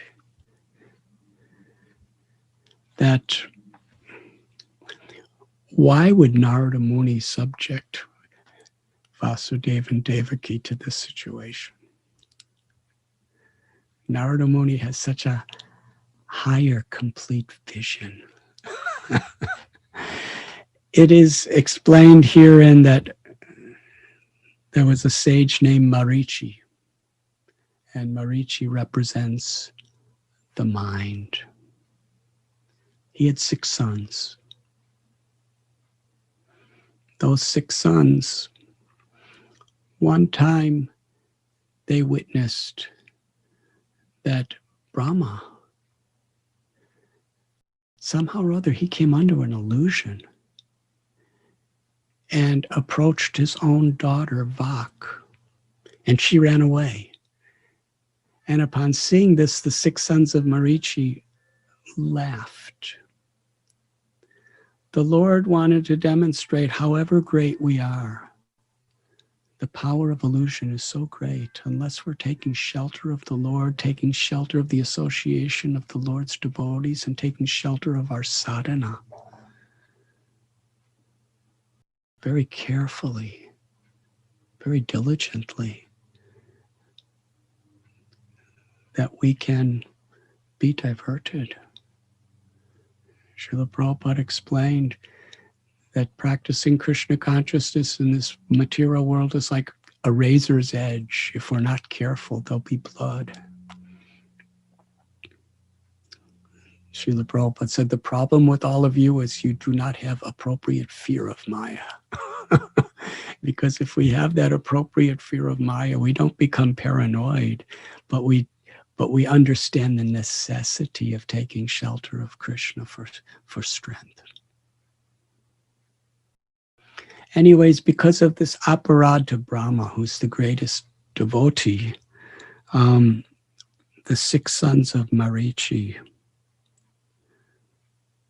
took birth as the grandsons of Hiranyakashipu.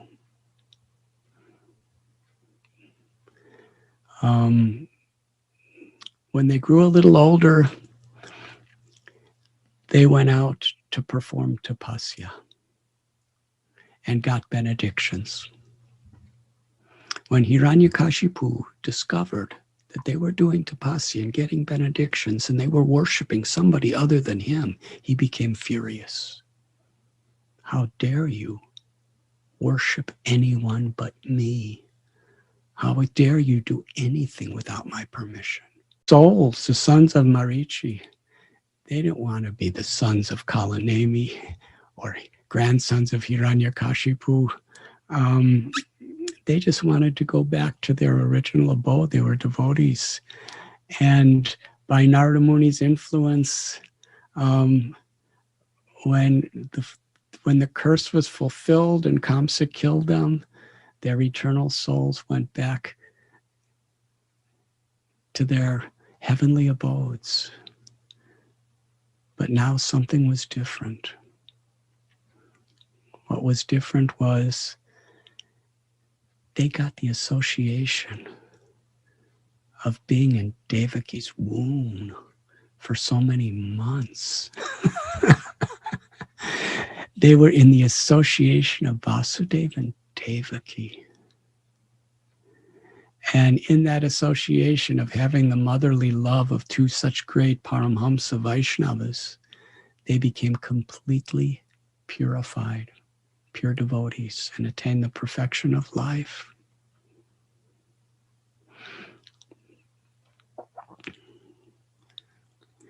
After the six had been removed,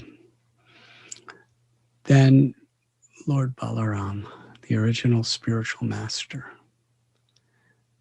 appeared within the womb of Devaki as the seventh child. The nature of the spiritual master is prepare for the coming of the Lord.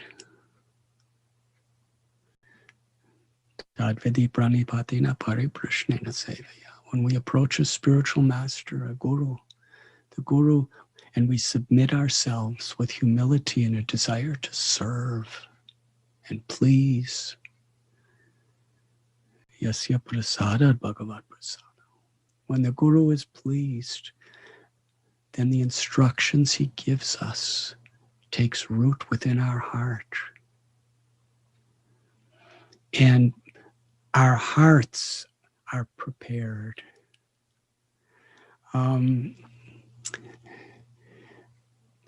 Lust, anger, envy, greed, arrogance, and illusion. These are the six enemies. The six little children who were in Devaki's womb represented these six, the Sadgarbhas, the six enemies of the soul. Devaki's womb represents bhakti, and Kamsa represents a healthy fear of material nature. When one has a healthy fear of material nature and takes shelter of the path of bhakti, then lust and envy and anger and greed and arrogance and illusion are removed from our hearts. That's a liberated state, but it's not enough.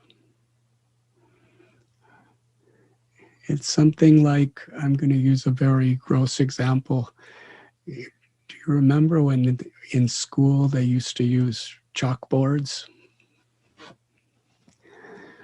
Well, if some very, very nasty students came in at night and wrote all kinds of terrible things on the blackboard, when the class came in the morning, they were seeing all those terrible things. And the first thing the teacher does is she erases everything that was there. What is the use of a blackboard that has nothing on it? But unless you erase all the nasty things, you can't really write something that's useful. So in the same way, by the mercy of the spiritual master Balaramji, all of the negative things are erased from our hearts. But then the Guru teaches us through the devotional service process how to engage in a positive purpose in pleasing the Lord. So Balaram came now to create the most loving atmosphere of the spiritual world in Devaki's womb. He just infused her womb with his love for Krishna, with his compassion for all living beings. And the combination of Balaram's all-pervading love within her womb and Devaki and Vasudev's love, that womb became irresistibly attractive place for Krishna to take shelter. How wonderful. Krishna is the ultimate shelter and the only shelter for all living beings. And yet he's taking shelter of the love of his devotee.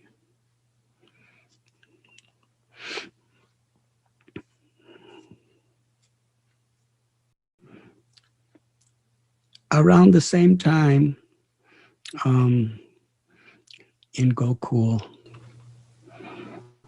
Purnamasi arrived.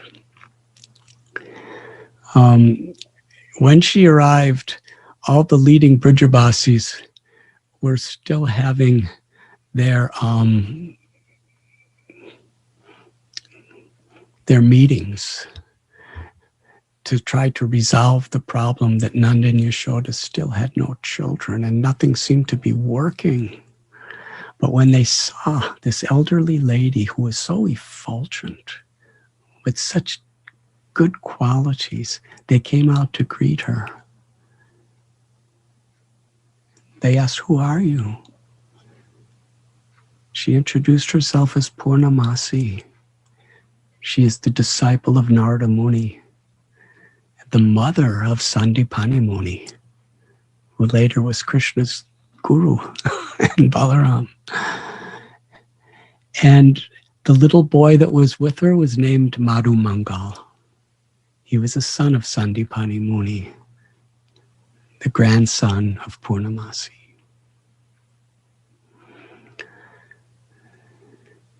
She said, "I've come to give you a blessing. The blessing that you are all longing for. Very soon, Nanda and Yashoda will have a child. This child will give the ultimate happiness to all the residents of Vrindavan and will give the ultimate happiness to the entire world." They were so happy. They begged Purnamasi to stay in Vrindavan. And they made her a very beautiful little hut on the bank of the river Yamuna, where she remained. And she became like the motherly guru for all the residents of Vrindavan from that time. Shortly after Rohini arrived in Gokul, Nanda and Vasudev, they had a friendship, a brotherhood of such respect and trust and love for each other. When Vasudev was in prison, his wife Rohini was 7 months. She was 3 months pregnant. She was 3 months pregnant. And Vasudev sent her to be in the shelter and care of Nanda and Yashoda. When she arrived, Yashoda and Rohini became like one soul and two bodies. They were so intimately united in loving friendship.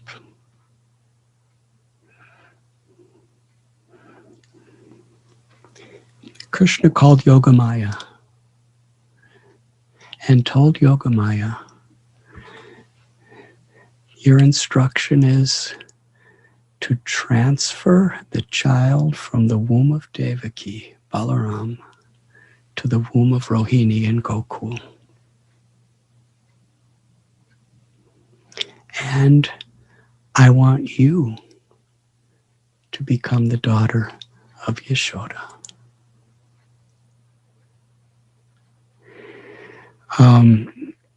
It was midnight in the 7th month of her pregnancy when Rohini Devi had a dream that the child within her had died.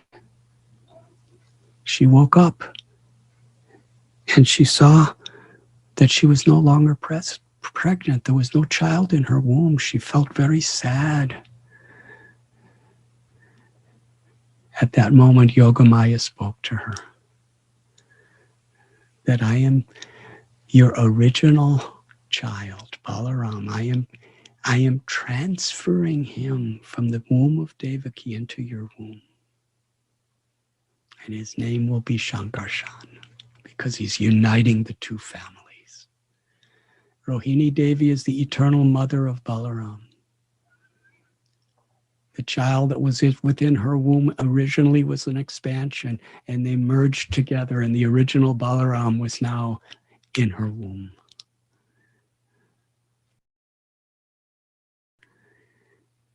Soon after this,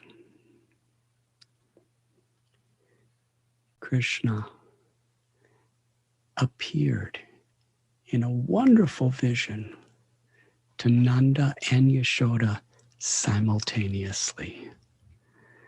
And this took place on the full moon in the month of Magh. They both saw a beautiful boy, the same boy that they were dreaming of for the last year, the same one that they were longing for to be their child. And behind this little boy was a girl.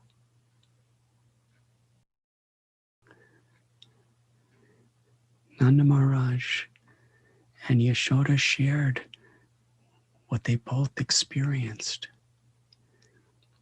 that the little boy and girl entered into Nanda Maharaj's heart. And Nanda Maharaj's heart just overflooded with love, and that overflooding of love caused the boy and the girl to be transferred to the heart of Yashoda.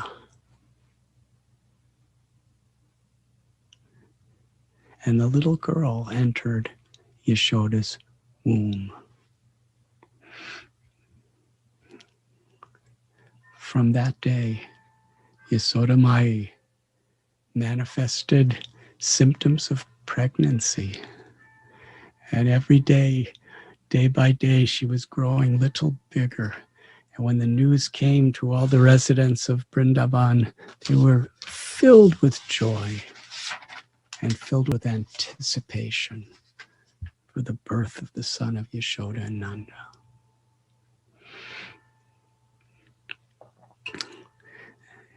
Yashoda Mai and Nanda Maharaj, they were so effulgent with joy. The child that they surrendered their hearts to with pure parental love was now personally present within the womb of Yashoda Mai. I'm a sannyasi. What do I know about being pregnant? But can you be imagined the ecstasy of having Krishna in your womb for 9 months? And Krishna simply, even in the womb, Krishna was fully reciprocating with the ecstatic love of Yashoda. And she was feeling that, and her love was increasing, and his love was increasing, and her love was. This is Vrindavan Leela.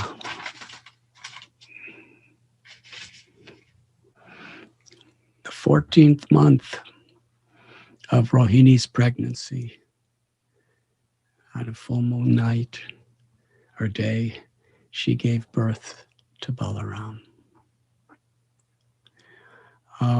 It was just about a week later, 8 days later, the Astami, the 8th day from the full moon, that Krishna was born.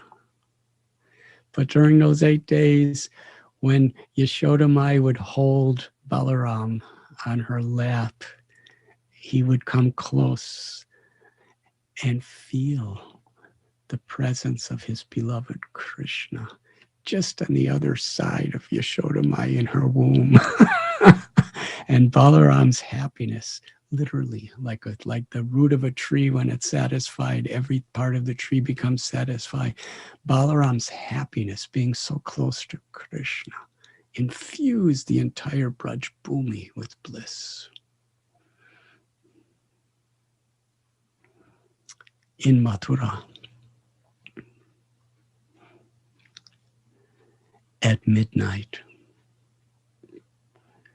Krishna, who was in the womb of Devaki, simply appeared outside of her womb. There was no type of giving birth as we know it in this world. He was inside and he just appeared outside in the air. This newly born Krishna was in the form of Narayan.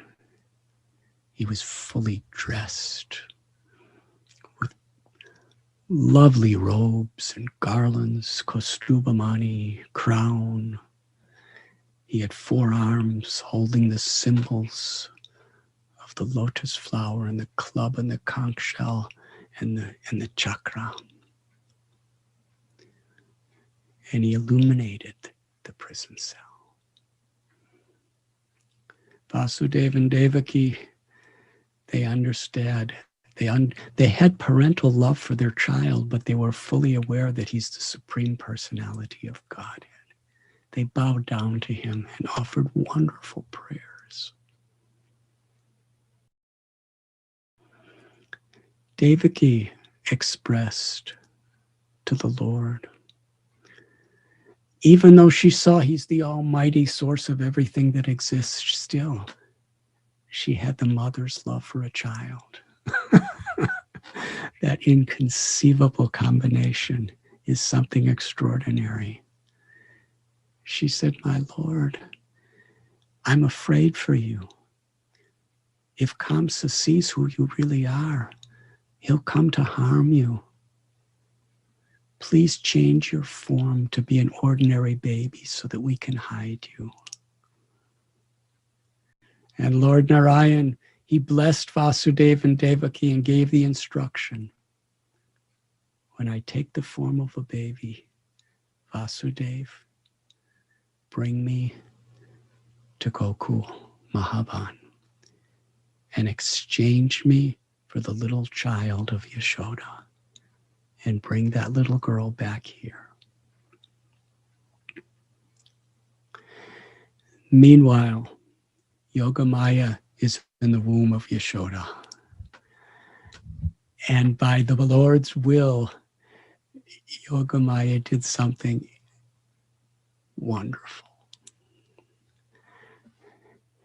Krishna, who was in Yashoda's heart, just appeared outside of her heart and was an ordinary little infant baby looking boy laying on the bed on the side of Yashoda Mai. This is a difference between the nature of the love of Nanda, Yashoda, and Vasudeva and Devaki. Nanda and Yashoda, they were tinged with our Aishwarya Bhav. They understood the majesty. They had parental love for their child, but they understood his majesty and had a certain respect in that way. But Krishna, he was just a little infant with no clothes. He looked so helpless.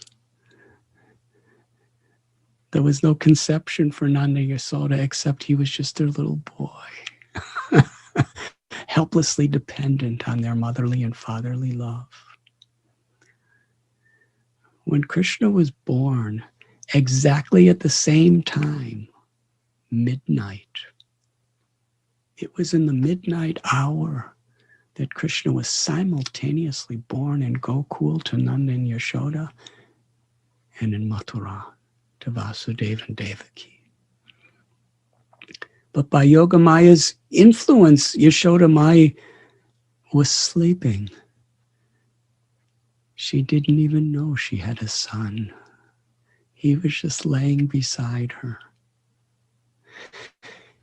Yogamaya, she came out from the womb of Devaki,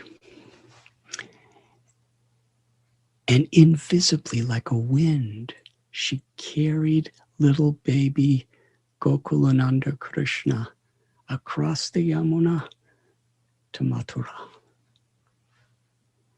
She brought that little baby, Yashodanandan, Nandanandan, into the prison cell and set him down And at that moment, the form of Narayan merged into the little baby Gopal. The original Supreme Personality of Godhead, Govindam Adipurusham Dhammaham Bhajami, is Krishna. And Narayan is an expansion. Narayan entered into his complete and full manifestation of Gopal.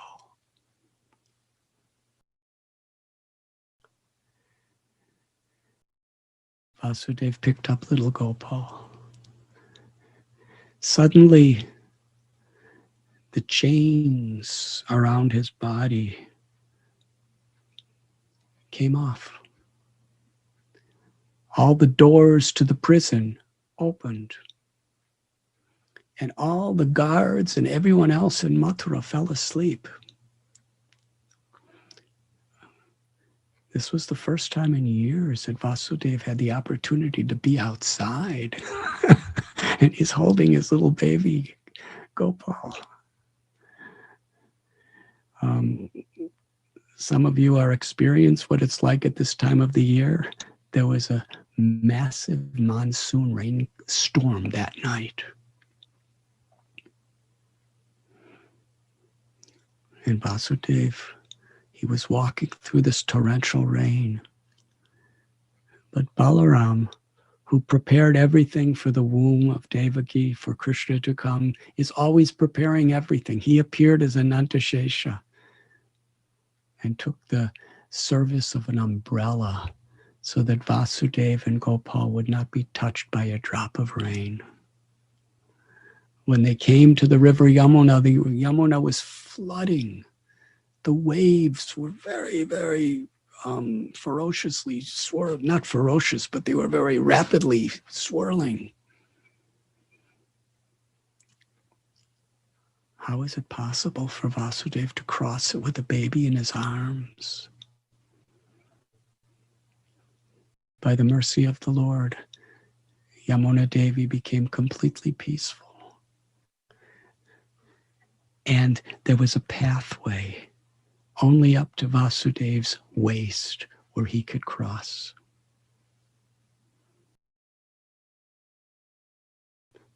As he was going across, somehow or other, the waves started swirling, a wind came, and little baby Gopal fell into the Yamuna. It was practically pitch dark. The waves were swirling. Vasudeva was desperately trying to find his son. His fatherly Vatsalya Ras was increasing limitlessly in his anxiety to find his little baby. Was the child drowning?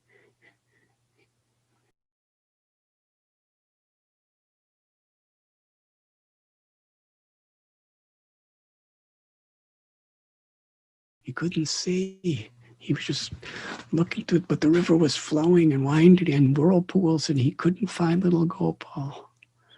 And Srila Prabhupada, in his explanation of this pastime, he says that the Yamuna wanted to embrace Krishna.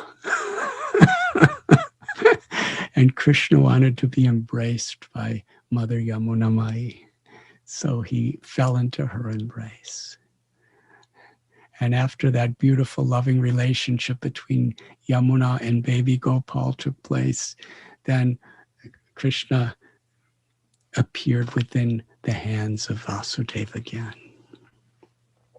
He embraced his little boy and crossed the river and came to the maternity house where Yashoda Maya was still sleeping.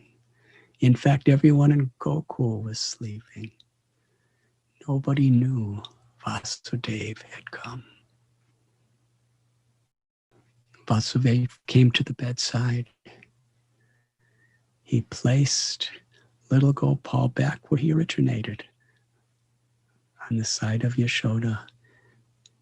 And meanwhile, Yogamaya went back into the womb and came out of the womb and was born as Krishna's little sister.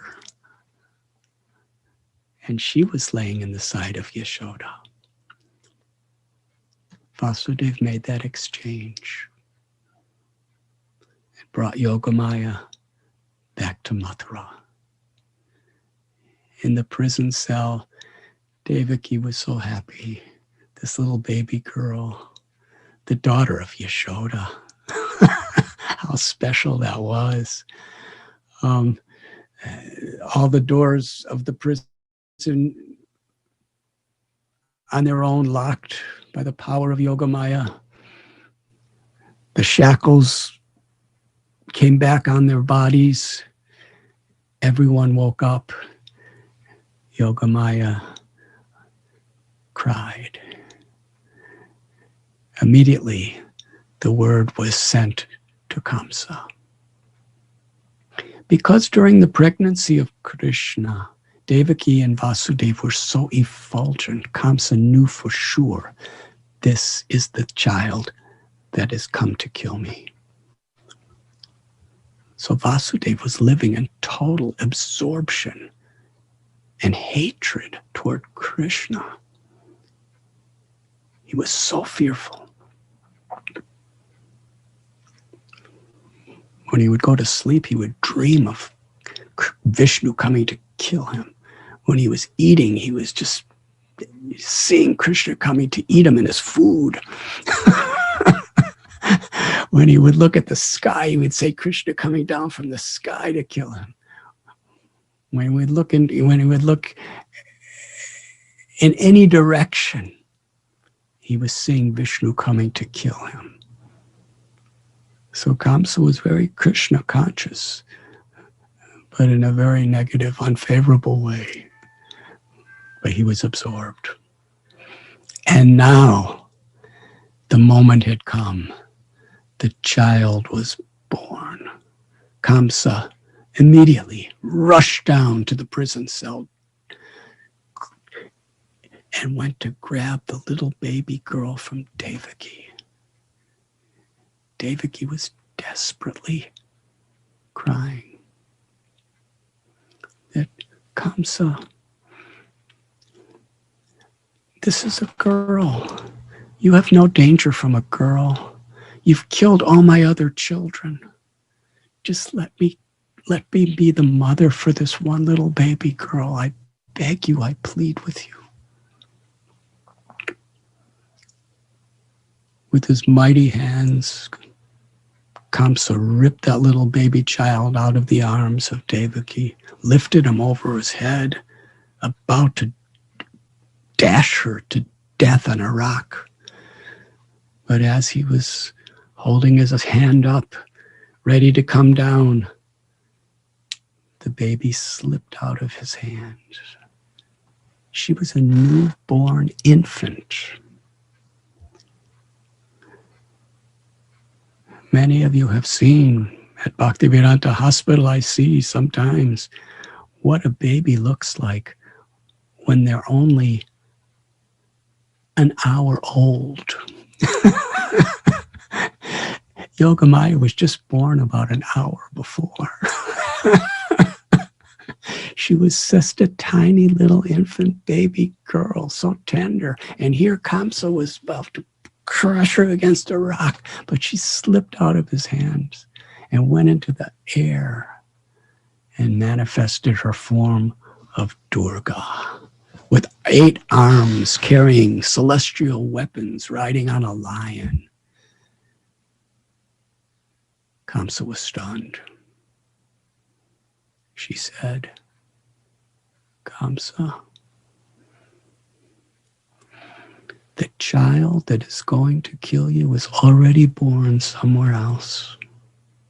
Stop killing babies and causing suffering to others.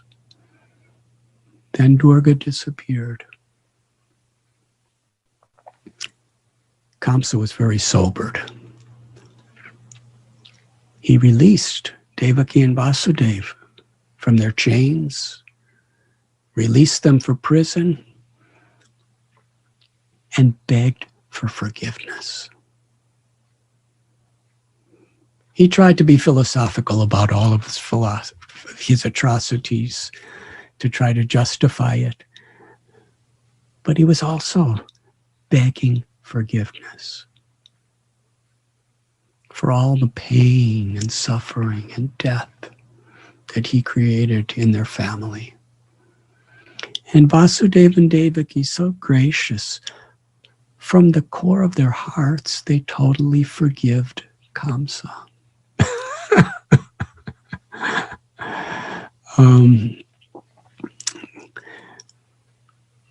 Meanwhile, when Kamsa met his ministers, they again caused fear in his hearts, and he became more evil, more violent than ever before.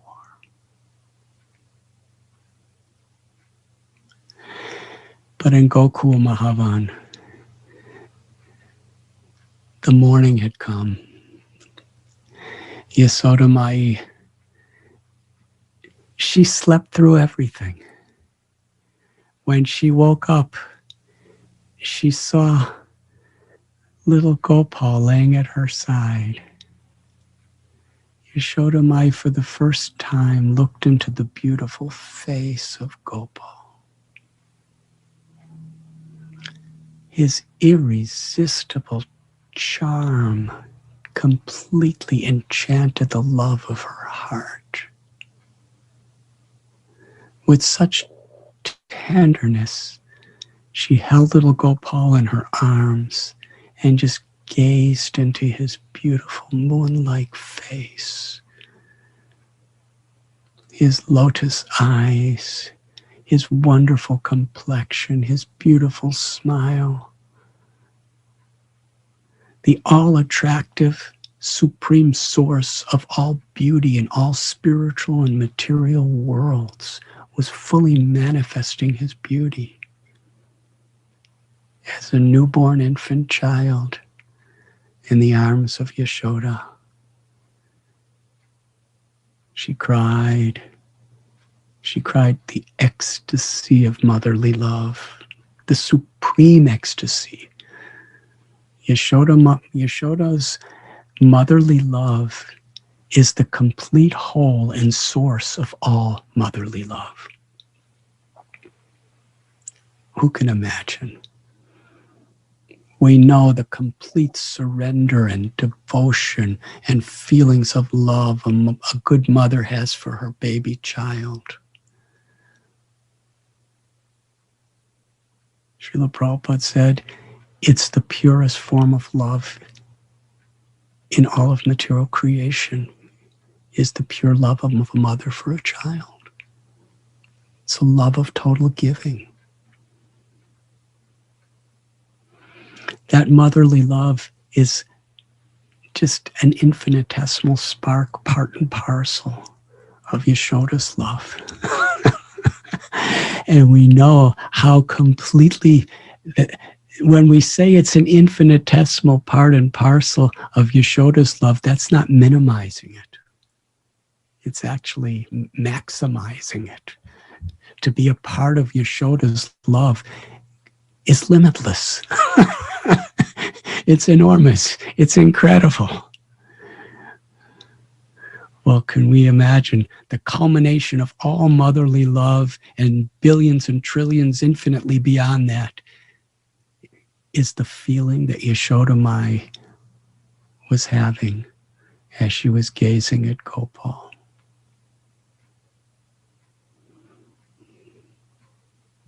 Her heart was totally melting in the ecstasy of prema.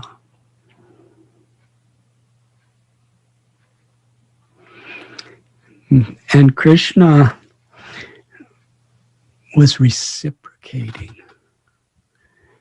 by revealing himself to Yashoda as being completely helpless, vulnerable, and totally dependent on her care and protection.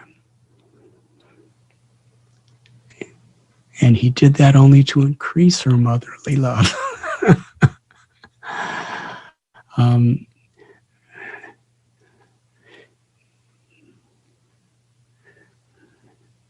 Rohini Devi.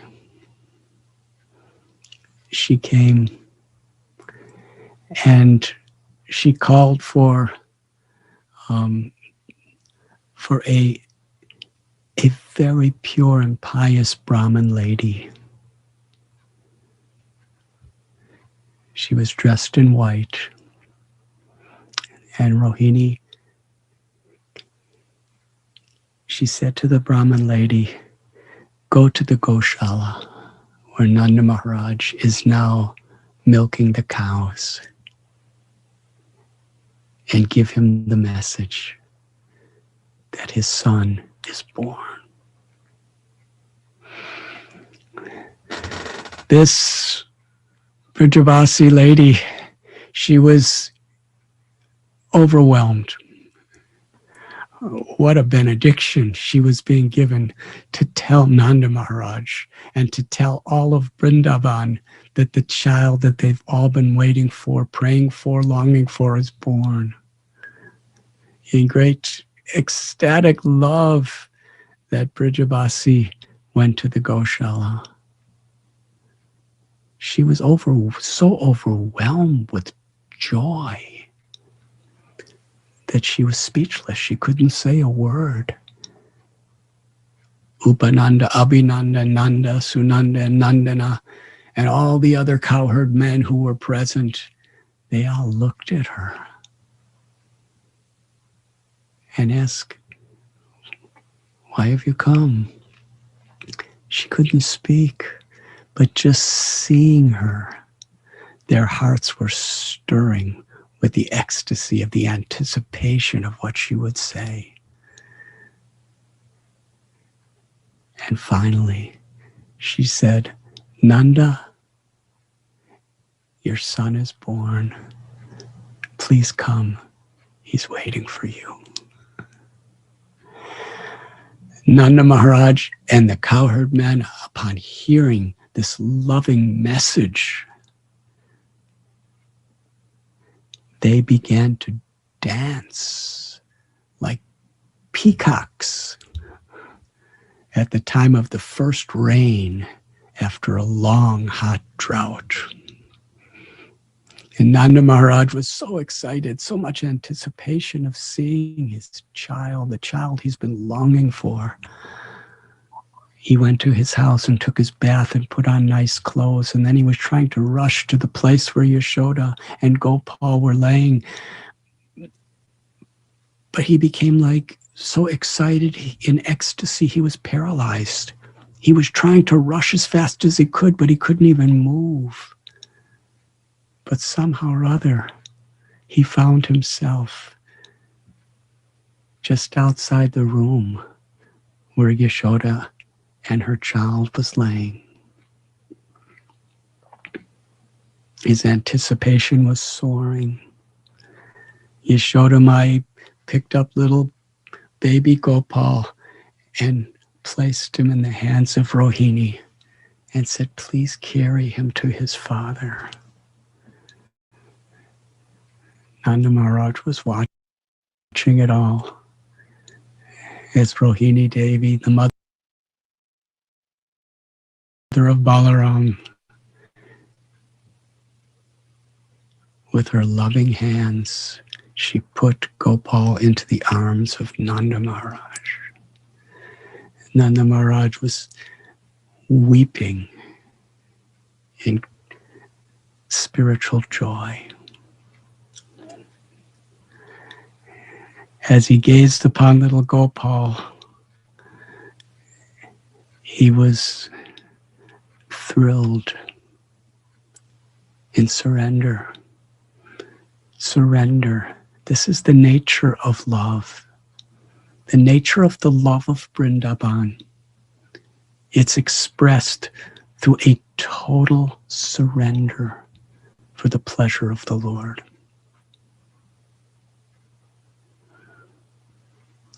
The word spread, and all the Brijabasis, the Gopis and the Gopas, they came just like various rivers coming to the ocean. All the Brijabasis were streaming to the house of Nanda and Yashoda. there was a great festival, Nandotsava.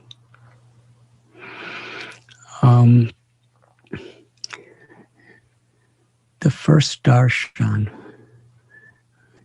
every Brijavasi, as soon as they saw Gopal Krishna, they loved him as their own child. That is how Krishna reciprocated with them within their hearts. Even the Brijavasis who had children, they loved their children more than anyone could possibly love children, but still they loved Krishna infinitely more than their own children. Krishna was Nanda and Yashoda's, and in being Nanda and Yashoda's, Krishna is ours. That little infant baby Gopal, smiling, he became in the heart the child of every single Brijavasi.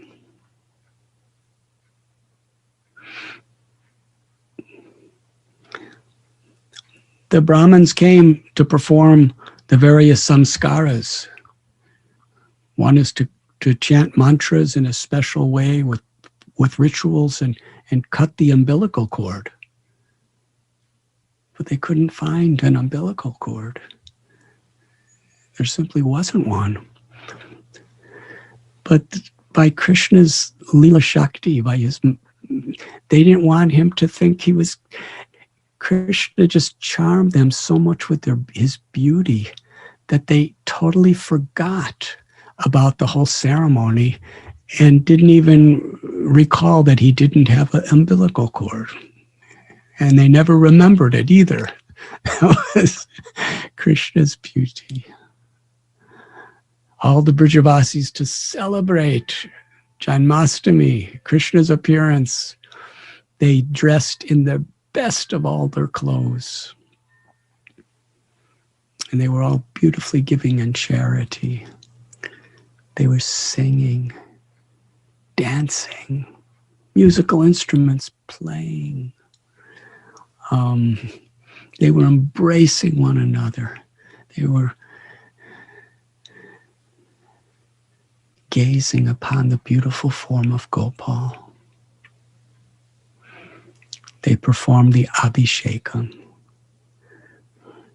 where to bring blessings upon Gopal, they bathed him with all sorts of auspicious items, with chanting and dancing. They decorated the cows, they decorated all of Vrindavan, they decorated the animals. And with the treasure of Braj Bhumi, a cowherd community, they were taking the best of yogurt and milk and butter and ghee, and they were very lovingly splashing it on each other as they were dancing and singing to celebrate the appearance of Krishna. Shri Nandanandana, Shri Yashodanandana, Shri Brajanandana, Shri Vrindari, Shri Gopinath, Rasa Vihari, the Supreme Lord appears within this world. The most glorious of all festivals that have ever been celebrated in all of existence was the Nandotsava in Sri Gokul Mahaban. The celebration of Krishna's appearance. And by Krishna's own divine arrangement, by Srimati Radharani's divine grace, our beloved Guru Maharaj, Srila Prabhupada, appeared in this world on Nandotsav. It's interesting because Krishna lived within this world. He performed his pastimes for 125 years. And tomorrow, Nandotsava will be the 125th anniversary of Srila Prabhupada's appearance. So it's a very sweet meditation that from the time Srila Prabhupada appeared up until tomorrow was the same exact duration of time that Krishna performed his leelas in this world.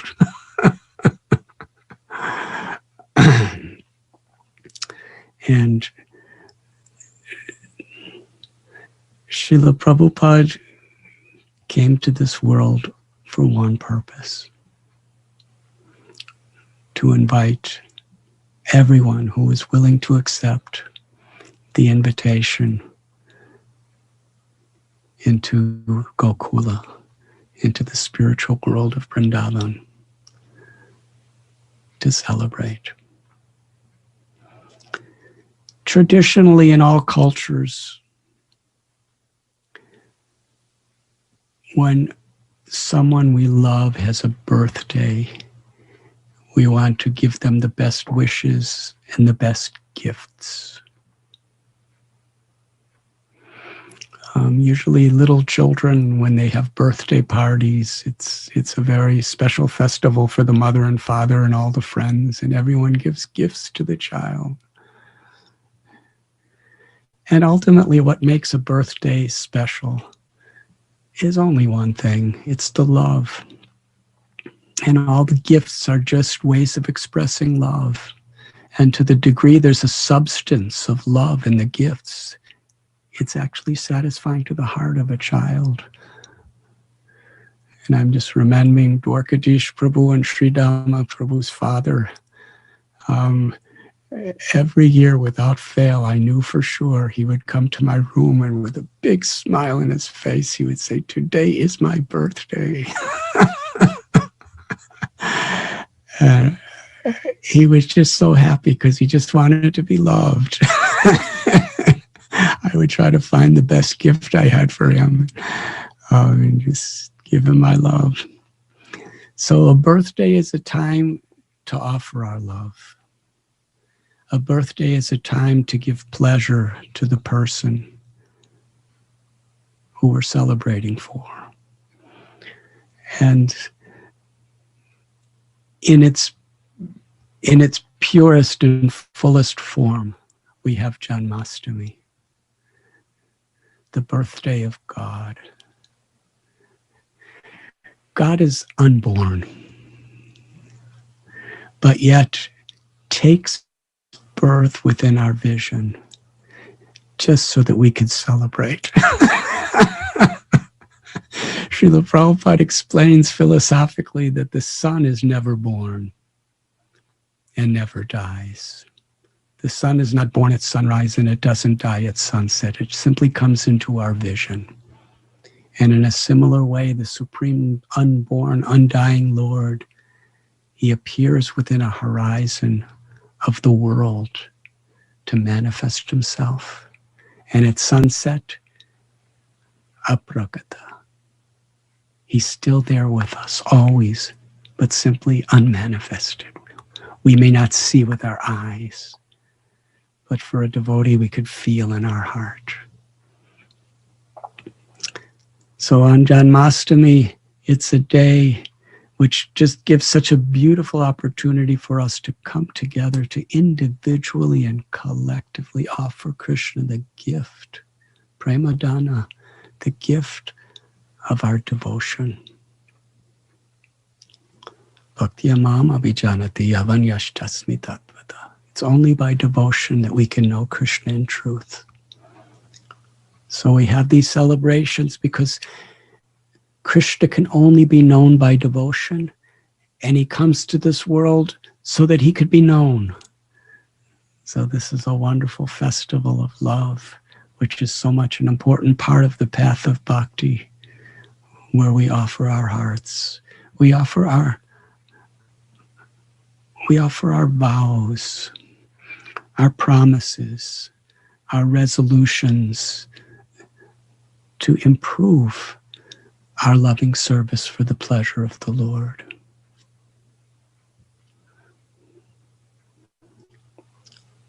To deepen our chanting of the holy names, to be more enthusiastic to hear and chant the glories of Prabhupada's books and the various narrations of the Vaishnavas. And Krishna is so merciful. He's appearing in the form of the deity, so that literally we can have the same Janmashtami and Nandotsam for Sri Sri Radha Gopinath, Sri Sri Radha Madan Mohan, Radha Govinda, Radha Murlidhar. The Lord has appeared in many places, Radha Gokulananda, Radha Madhava.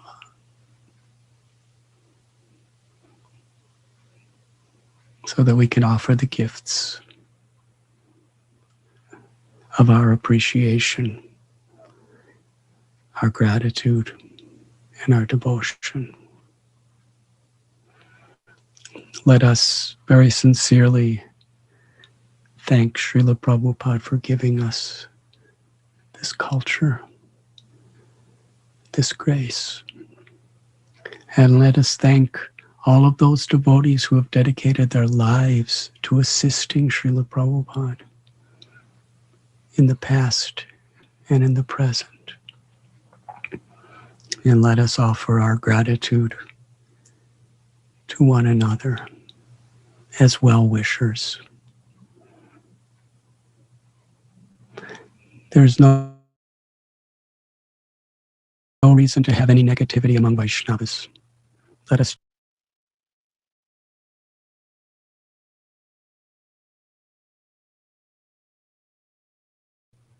us pray that we can offer Krishna this gift.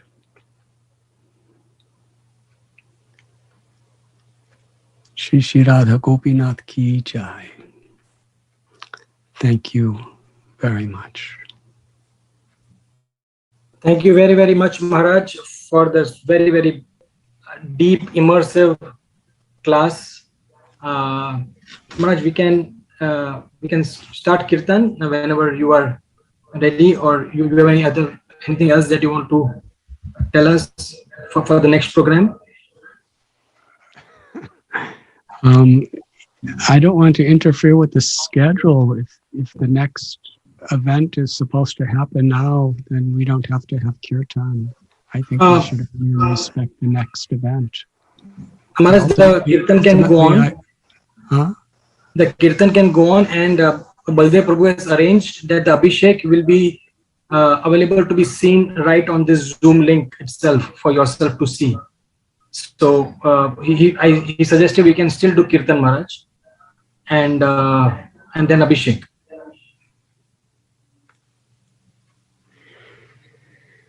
Nama Om Vishnu Padaya Krishna Prishtaya Bhutale Srimati Bhakti Vedanta Swami Iti Namine. Nama Vishnu Padaya Krishna Prestaya Bhutale Srimate Bhakti Vedanta Swami Iti Namine. Namaste Saraswati Deve Gauravani Pracharine Nirbhishesha Shunyavadi Paschatya Desatharine. Namaste Saraswati Deve Gauravani Pracharine Nirvishesha Shunyavadi Paschatya Deshatarine. Sri Krishna Chaitanya Prabhu Nityananda Sri Advaita Gadadhar Srivasadi Gaur Bhakta Brinda. Jaya Shri Krishna Chaitanya Prabhu Nityananda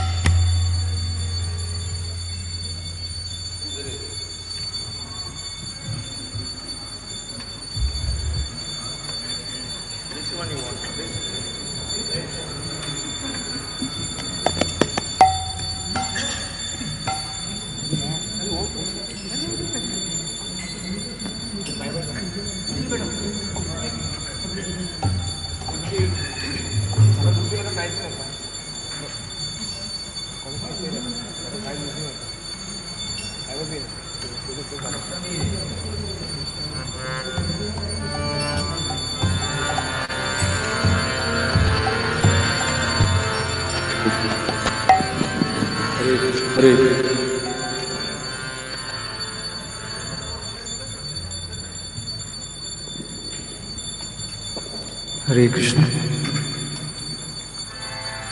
नमो विष्णुपादाय कृष्णप्रेष्ठाय भूतले श्रीमते भक्तिवेदान्त स्वामिनिति नामिने।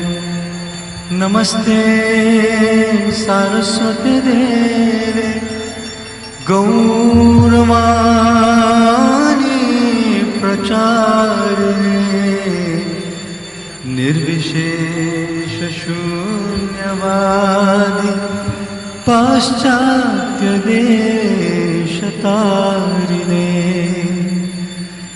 जय श्री कृष्ण चैतन्य प्रभु नित्यानंद श्री अद्वैत गदाधर श्रीवासादि गौर भक्तवृंद। हरे कृष्णा हरे Krishna Krishna Krishna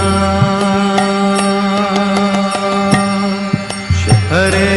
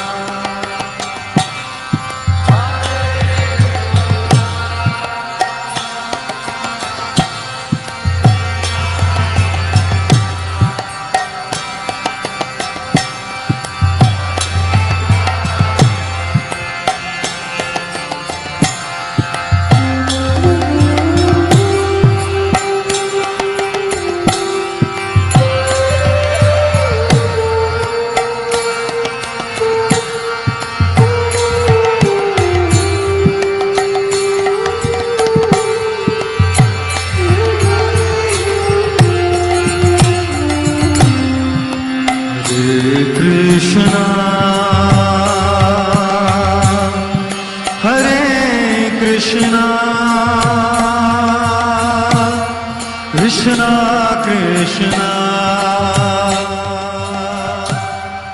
Hare Hare Hare Rama Hare Rama Rama Rama Hare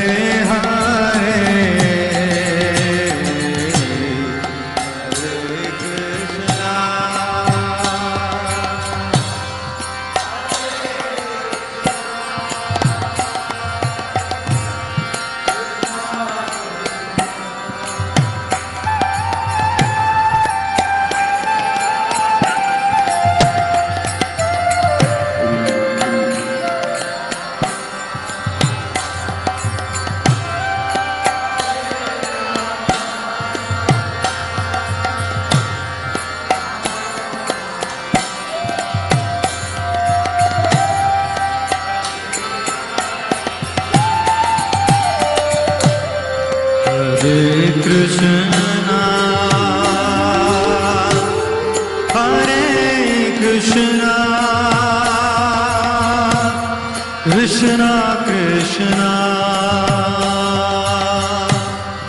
Hare Hare Hare Rama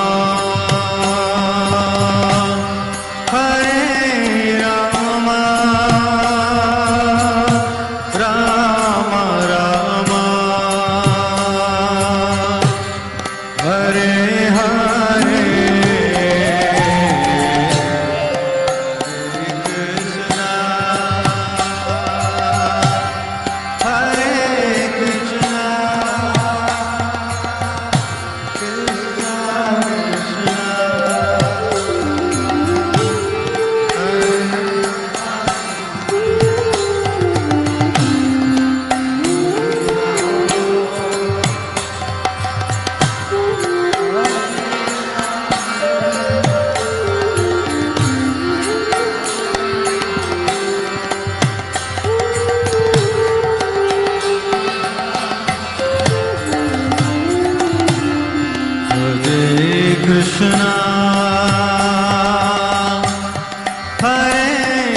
Krishna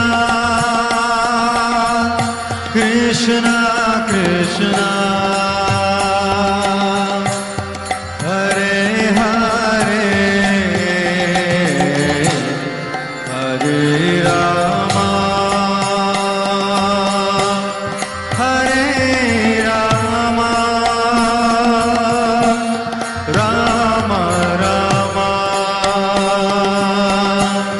Hare Hare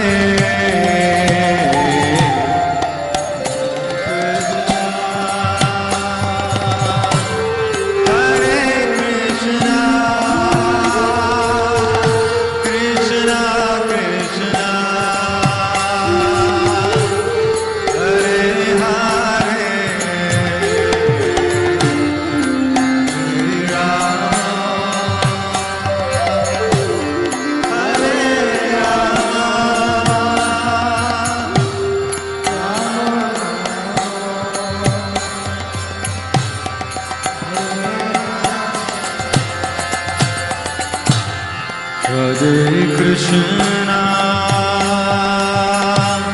Hare Krishna Krishna Krishna Hare